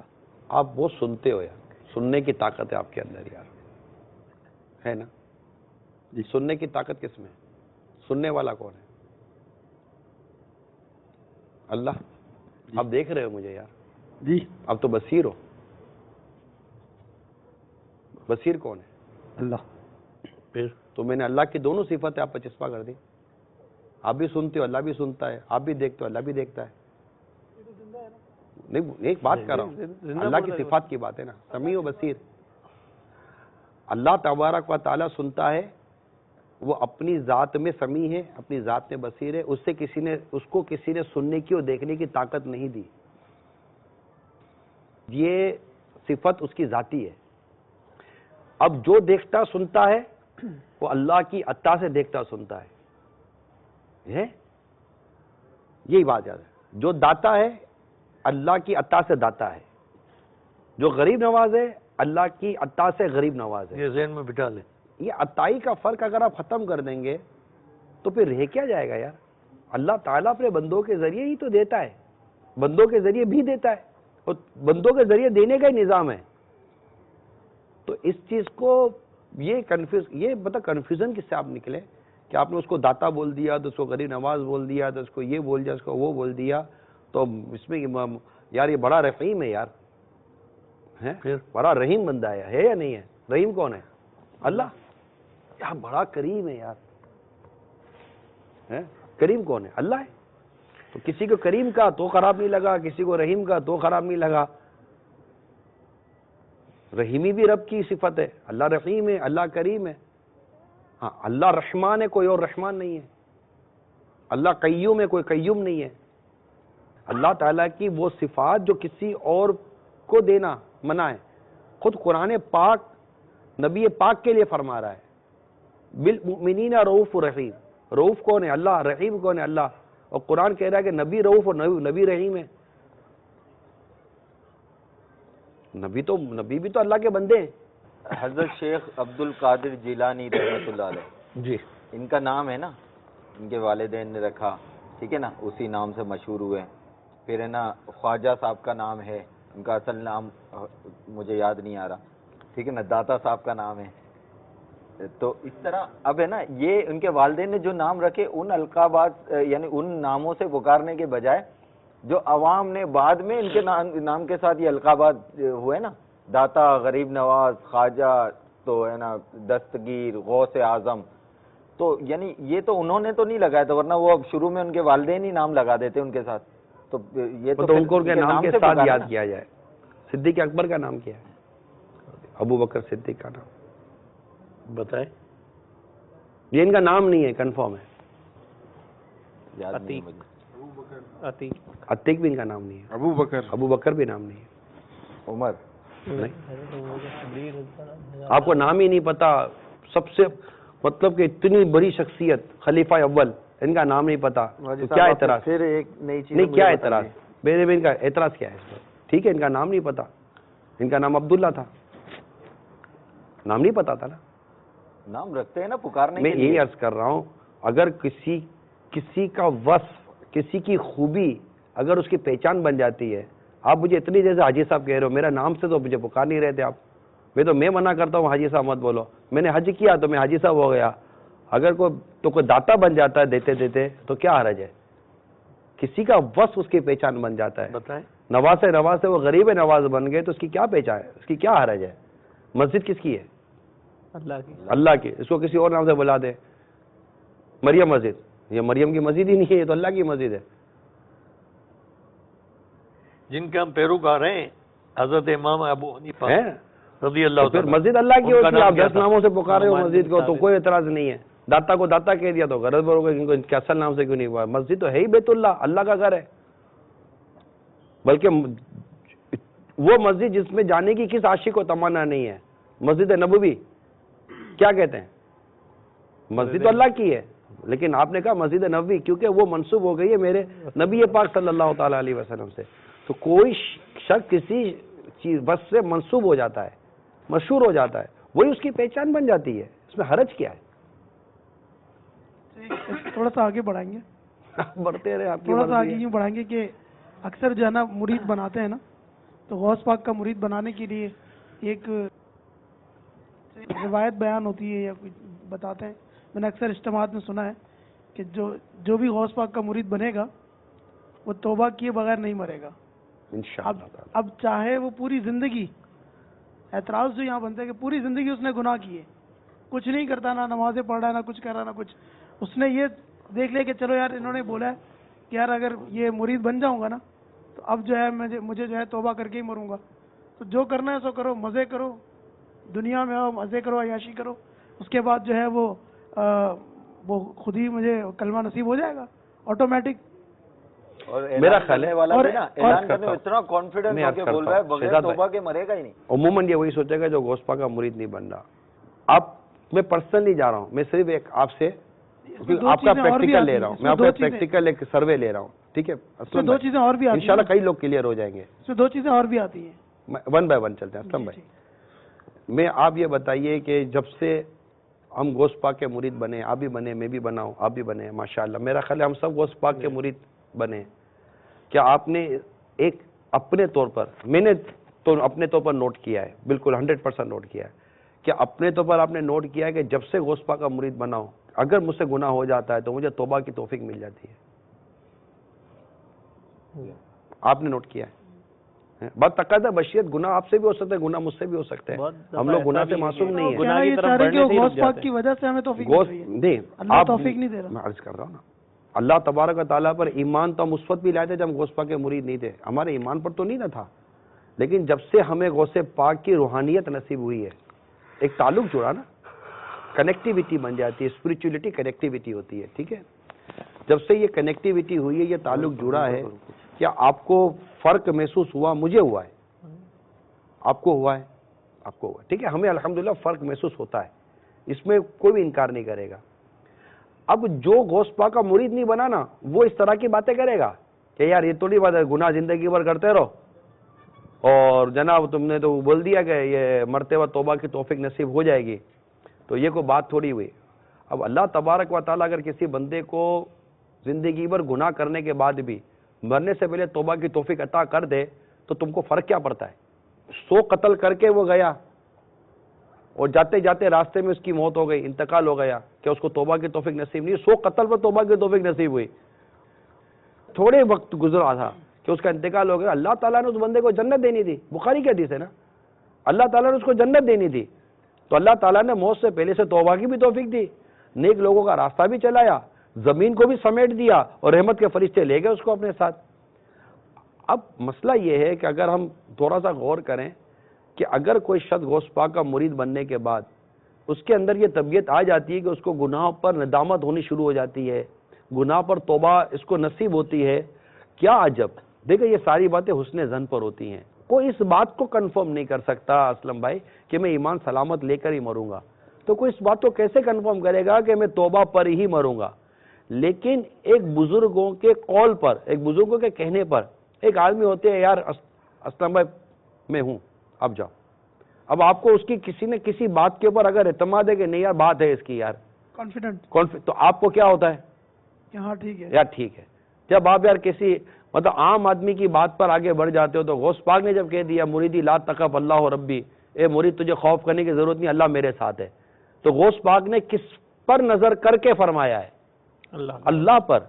और खुद फरमाते कि मेरे रब ने मुझसे 70 मरतबा अहद किया है कि अब्दुल कादर तेरा कोई मुरीद बगैर तौबा के दुनिया से नहीं जाएगा।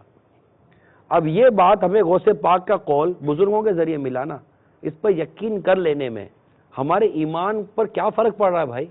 ईमान बेहतर ही होगा कि अल्लाह ताला अगर किसी बंदे के जरिए हमें तौबा की तौफीक दे देता है तो वेल एंड गुड, आपको पता चले इसके जरिए मुझे 2 पैसे का फायदा होगा, तो आप भी हाथ पकड़ लेते होगे, यार चलो ना यार मिलेगा, देता तो अल्लाह ही ना, इसके जरिए मिल रहा है ना, क्या जरूरत है? तो सब कुछ अल्लाह ही देने वाला है, तौबा की तौफीक अल्लाह देने वाला है। जब हम अल्लाह के किसी नेक बंदे पर यकीन करते हुए, एतमाद करते हुए उससे रूहानी ताल्लुक जोड़ते हैं और इस उम्मीद पर कि या अल्लाह मैंने तेरे इस बंदे से रूहानी ताल्लुक जोड़ा है और मैंने ये सुना है कि तेरा इस बंदे से ताल्लुक जोड़ने वाला बगैर तौबा के दुनिया से नहीं जाएगा, तो क्या अल्लाह ताला से हम ये गुमान ना रखें कि अल्लाह तबारक व ताला अपने इस नेक बंदे की सदक़े में हमारे गुमान की लाज रखेगा? हदीस से कुदसी मौजूद है कि मैं अपने बंदे के साथ वैसा ही हूं जैसा मेरे बारे में वो गुमान करता है। अब मैं अगर अपने रब से अच्छा गुमान करता हूं गोश्त पाक के जरिए, तो बताइए कि मैं अच्छा कर रहा हूं या बुरा कर रहा हूं? ایک اور سوال بھی امین بھائی، نہیں ایک یہ دیکھیں، سوال، اگر یہ بات ٹھیک ہے، آپ نے یہ بات بتائی، اب ایک اور سوال حاجی صاحب کی بات میں یہ ہے کہ اللہ خود فرماتا ہے، غوث پاک نے فرمایا نا، تو اللہ تو اب صرف نبی پر ہی وہی جو ہے وہ نبیوں سے ہی کلام کرتا ہے نا، تو پھر غوث پاک سے کیسے؟ اللہ تبارک و تعالیٰ اپنے نبیوں پر وحی نازل فرماتا ہے، اور اللہ تعالیٰ اپنے نیک بندوں کے دلوں میں القاء فرماتا ہے۔ القاء یہی شریعت کی باتیں، جو دین اور قرآن و حدیث اور مذہب کی سمجھ رکھتا ہے وہ القاء کو جانتا ہے کہ القاء اللہ تعالیٰ ان کے دلوں میں بات ڈال دیتا ہے، تو اس میں کوئی حرج نہیں ہے۔ اور توبہ کیے بغیر نہیں مرے گا، تو اس بات کی کسی نے اجازت دی کہ یہاں پر اس بات کو سننے کے بعد جو بھی کرنا ہے کرتے رہو ساری یہ تو زندگی؟ بات کی بات ہے، تقریباً لوگوں کی تو یہ ذہن ہوتا ہے نا، مطلب یہ جو بات کی بات ہے، یہ آج کل بتائیے یگسٹر ہے نا، ان کو اگر وہ یہ بتا دیا یہ تو جائے، بہت بات کی بات کی نا کہ یہ غوث پاک کی بشارت سنائی، یہ بتائیے کہ کیا حدیث میں موجود ہے کہ گناہوں سے توبہ کرنے والا ایسا ہے جیسے اس نے گناہ کیا ہی نہیں؟ بالکل ہے۔ تو کوئی یہ کہے گا کہ یار اب گناہ کرتے رہو یار، توبہ کرتے رہیں گے، کہ حدیث ہے، نبی کا فرمان ہے، پھر تو نبی کا فرمان کیسے غلط ہو سکتا ہے؟ واقعی نہیں ہو سکتا۔ تو کیا یہ سوچو کہ گناہ کرے گا؟ اللہ تعالیٰ توبہ کرنے والے کی توبہ قبول فرماتا ہے، اللہ توبہ کرنے والے کو پسند فرماتا ہے۔ اللہ فرماتا لا تقنطوا من رحمت اللہ، میری رحمت سے مایوس نہ ہو۔ کیا یہ آیتیں سن کر، یہ روایتیں سن کر کیا کوئی گناہ پر ابھرے گا؟ اور جس نے کہا لا الہ الا اللہ تو اس پر جنت واجب ہو گئی۔ بات نبی اور غوث پاک کی ہو رہی ہے، نبی کی بات الگ ہے، غوث پاک کی بات الگ ہے۔ نہیں، بات سمجھنے کے لیے کہہ رہا ہوں کہ اگر اس نے غوث پاک کے ارشاد سے نیگیٹو پک کیا ہے تو حدیث تو غوث پاک کے ارشاد سے زیادہ مضبوط ہے نا، تو نیگیٹو پک کرنے والے کی نیگیٹیوٹی کو ہم غلط کہیں گے، نہ کہ اس بشارت پر کلام کریں گے نا۔ اس میں آپ نے نا توبہ کی جو بات کر رہے ہیں، توبہ تک تو سمجھ میں آتی ہے، اس کے بعد جو یہ نا پیری مریدی، یہ کہاں سے لے کر آ گئے ہیں؟ یعنی حضور صلی اللہ علیہ وسلم کے دور میں تھوڑی تھی پیری مریدی، اب اتنے سارے پیر اور اتنے سارے مرید سمجھ میں نہیں آتا، بہت سارے سلسلے آ گئے، کوئی نقش بندی ہے، کوئی قادری ہے، کوئی چشتی ہے، کوئی نقش بندی ہے، کوئی کیا ہے، کوئی کیا ہے، یہ آپ کے ذہنوں میں بہت کچھ آتا ہے۔ ایک کو مسلم حرم کی پاسبانی کے لیے ٹھیک نہیں ہے، اتنے سارے سلسلے، اتنے قادری، اتنے چشتی، اتنے نقش بندی، ان کے ذہنوں میں بہت کچھ حرج کیا ہے؟ فائدہ کیا ہے؟ فائدہ یہ ہے کہ بزرگوں کا فیض ملتا ہے، طریقے ملتے ہیں، فوائد ہی فوائد ہے، نقصان تو مجھے کہیں نظر نہیں آتا۔ بات یہ ہے کہ کسی کام کو کرنے کے لیے آپ مجھے دلیل دو گے یہ غلط ہے، غلط کی دلیل نہیں تو صحیح ہے۔ ایک ہے نا اس میں، یعنی اگر ایسا بہت یعنی اتنی رائج ہو گئی ہے پیری مریدی اس دور میں، تو اگر اس کے اتنا ہی فائدہ ہوتا ہے، اتنا ہی اہمیت ہوتی، تو یہ پھر ہے نا صحابہ کرام بیعت کی نا، صحابہ کرام تابعین کے دور سے کس شروع نے ہوتی کہا ہے کہ بیعت نہیں کی ہے؟ تو شروع سے اگر کڑی ملائیں گے ابھی کرتا تو ہوں، ہمیں بھی آسانی ہو میں جائے ابھی عرض کرتا ہوں، سرکار صلی اللہ تعالیٰ علیہ وسلم جیسا کوئی پیر نہیں، صدیق اکبر جیسا کوئی مرید نہیں۔ کیا صحابہ کرام نے سرکار کے دستے مبارک پر بیعت نہیں کی؟ ایمان کے علاوہ بیعت نہیں کی؟ سچائی پر بیعت نہیں کی؟ پردے پر بیعت نہیں کی؟ مسلمان کی خیر خواہی پر بیعت نہیں کی؟ بیعت کا جو تصور ہے یہ تو قرآن سے ثابت ہے، حدیبیہ کے مقام پر بیعت رضوان قرآن مجید میں موجود ہے، اور باقاعدہ مفسرین نے لکھا ہے کہ آج جو پیر کامل کے ہاتھ پر بیعت کی جاتی ہے یہ اسی بیعت کا ہی تو فیضان ہے کہ یہ بیعت کی جاتی ہے۔ تو بیعت کا جو بیان ہے وہ تو بزرگوں سے ثابت ہے اور قرآن سے ثابت ہے، حدیثوں میں کتنی صحابہ کرام کی بیعتیں حدیثوں میں بیان ہوئی ہیں، تو بیعت تو ہوتی چلی آ رہی ہے، مختلف افعال اور اعمال پر بیعتیں ہوئی ہیں۔ سرکار صلی اللہ تعالیٰ علیہ وسلم نے صحابیات سے مختلف اس پر بیعتیں کی ہیں، سرکار نے بیعت کی ہے، صحابہ کرام سے بیعت کی ہیں، تو بیعت کوئی نئی چیز تو نہیں ہے، بیعت تو آ ہی رہی ہے۔ لیکن میں آپ کی کنفیوژن دور کرنا چاہ رہا ہوں، ایک ہی چیز چلتی تھی نا، صدیق اکبر کے ہاتھ پر بھی بیعت ہوئی، وہ ایک ایسا دور تھا کہ ایک ہی بیعت دینی اور دنیاوی دونوں امور کے لیے کافی ہوا کرتی تھی۔ امیر معاویہ رضی اللہ تعالیٰ عنہ کا دور آیا، اس کے بعد مسلمانوں میں بیعت کی تقسیم ہوئی ہے کہ ایک ہوتی تھی بیعت خلافت، ایک ہوئی بیعت ارادت۔ پھر اللہ کے وہ نیک بندے ڈھونڈے گئے، کیونکہ اعمال میں کمزوری تو اس وقت بھی آنا شروع ہو گئی تھی۔ یزید پلید کا دور کس کو یاد نہیں ہے؟ شرابی عام ہوئی، بدکاری عام ہوئی، بھائی بہنوں میں شادیاں ہونے لگی، تو یہ ساری بدکاریاں اور سارے گناہ جو عام ہوئے یہ یزید کے دور میں بھی ہوا۔ اب یزید کا دور کتنا؟ 61 ہجری کا ہے، 61 سن ہجری کا دور ہے نا، 61 سن ہجری کا دور ہے۔ اس کے بعد امیر معاویہ رضی اللہ تعالیٰ عنہ کے دور سے بیعت دو حصوں میں تقسیم ہو گئی، اور پھر بزرگوں سے بیعت ہونے لگی، حتیٰ کہ امام اعظم امام ابو حنیفہ رحمۃ اللہ تعالیٰ علیہ کے شاگرد رشید نے ایک بزرگ کے ہاتھ پر بیعت کی تو امام اعظم نے اس کو تحفہ عطا فرمایا۔ امام اعظم کے دور سے بیعت کا میں ثبوت آپ کو دے سکتا ہوں۔ اب امام اعظم کا دور یہ 150 صدی کا ہے، 100 صدی 150 صدی کی باتیں میں آپ کو بتا رہا ہوں۔ تو بیعت کا سلسلہ یہاں سے آ رہا ہے۔ اولیاء کرام کی جس نے سیرت پڑھی ہے، اولیاء کرام کی جس نے سیرت پڑھی ہے، ہر ولی کم و بیش ہر ولی کسی نہ کسی کا مرید ہے، نہ کسی کا پیر ہے۔ یہ سلسلہ نیا نہیں ہے، بہت پرانا ہے۔ اب انہی میں سے بعض کے سلسلے یہ ہوئے کہ کوئی اور بزرگ کے پیچھے چلا گیا، کوئی اور بزرگ کے پیچھے چلا گیا۔ جیسے کسی مسلمان نے امام اعظم کو اپنا امام بنا لیا، کسی نے امام شافعی کو امام بنا لیا، کسی نے امام مالک کو امام بنا لیا، تو کسی نے امام احمد بن حنبل کو امام بنا لیا رحمہ اللہ تعالی، مگر چاروں امام ہیں تو حق پر نا۔ بالکل۔ اب آپ بولو گے یار، آپ بولو گے قادری سہروردی کیسے ہوئے، تو پھر یہ حنفی شافعی اور مالکی کیسے ہو گئے؟ جب حنفی شافعی مالکی قبول ہیں، حنبلی قبول ہیں، تو پھر قادری سہروردی چشتی بھی قبول ہیں۔ یہ سب طریقت کی، عبادت کی اور نیکی کے راستے ہیں، اللہ تعالیٰ سے ملانے کے راستے ہیں، اس میں کوئی حرج نہیں ہے۔ زبردست طریقے سے آپ نے بات سمجھا دی، یہ بیت جو ہے وہ کلیئر ہو گیا، اور دو سوال بنتے ہیں اب، بڑا مطلب آسانی ہو گئی، بیت کا پتہ لگ گیا کہ پیچھے سے اصل موجود ہے اس کی۔ لفظ عرس کیا چیز ہے؟ ٹاپک نہ چینج کریں، کنفیوژن دور ہونے دیں۔ چلو بیت اچھا نہیں، بیعت کی آپ نے کلیئر کر دی۔ ہاتھ پہ ہاتھ رکھی ہوتی ہے نا عمران بھائی، جی جی، آپ یہاں بیٹھے بیٹھے یعنی لیاز صاحب بیعت کرواتے ہیں، پھر آپ بیٹھے بیٹھے ٹی وی پہ بیعت کروا دیتے ہیں، نیٹ پہ بیعت کروا دیتے ہیں، پرچی پہ بیعت کروا دیتے ہیں، یعنی بیعت ہاتھ پہ ہاتھ رکھ کے ہوا کرتی تھی، اور ایسا ہی سنا تھا اب آپ ہزاروں ایٹ اے ٹائم سیکنڈوں میں ہزاروں مرید بنا دیتے، بیعت کرا دیتے ہیں، یہ کانسیپٹ کیا ہے؟ اچھا اس کے علاوہ ایک اور سوال یہ ون بائی ون، یہ کہاں سے ثبوت آیا کہ بیعت کے لیے ہاتھ میں ہاتھ دینا شرط ہے؟ سرکار صلی اللہ تعالی علیہ وسلم نے صحابیات کو بیعت کیا، ہاتھ میں ہاتھ نہیں دیا، بلکہ سرکار صلی اللہ تعالی علیہ وسلم کے مبارک ہاتھ نے کسی اجنبی عورت کو چھوا تک نہیں ہے۔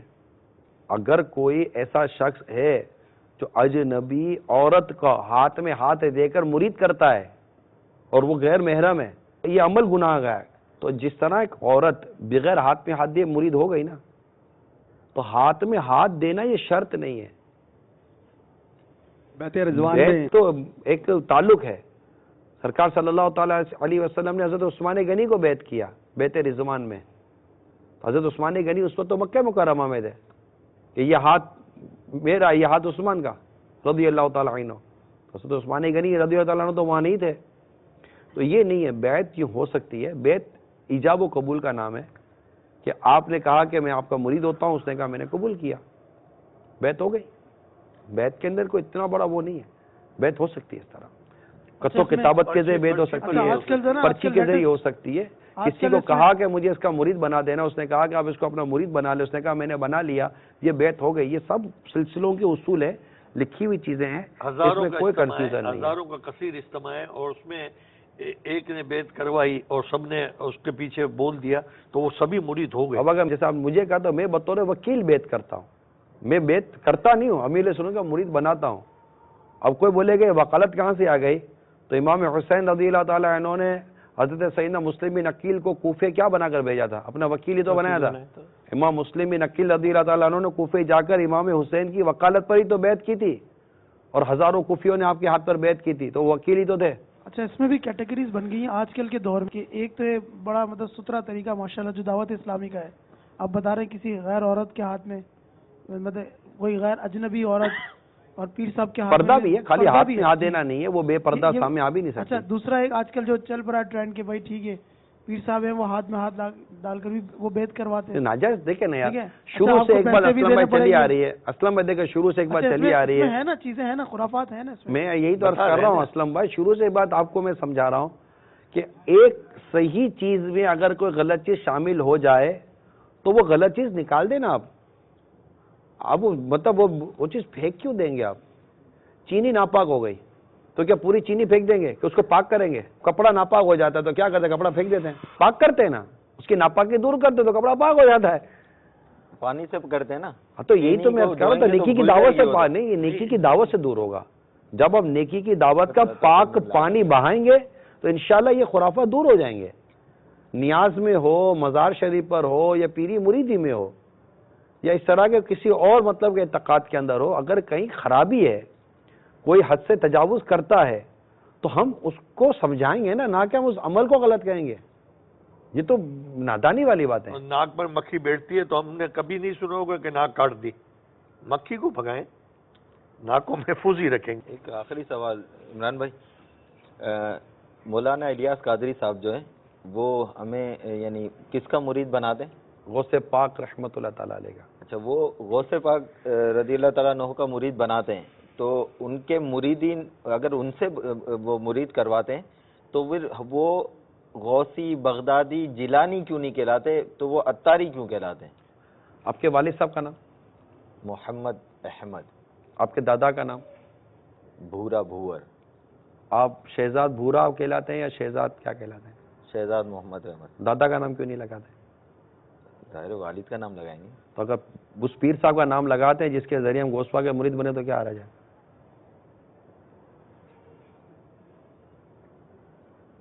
ٹھیک ہے، یہ پرسنل تو نہیں ہے نا، سمجھانے کے لیے نا، اس میں کیا حرج ہے؟ کوئی قادری کہتا ہے تو بھی غلط نہیں ہے، اگر آپ اپنے دادا کا نام استعمال کرتے تو بھی غلط نہیں ہے.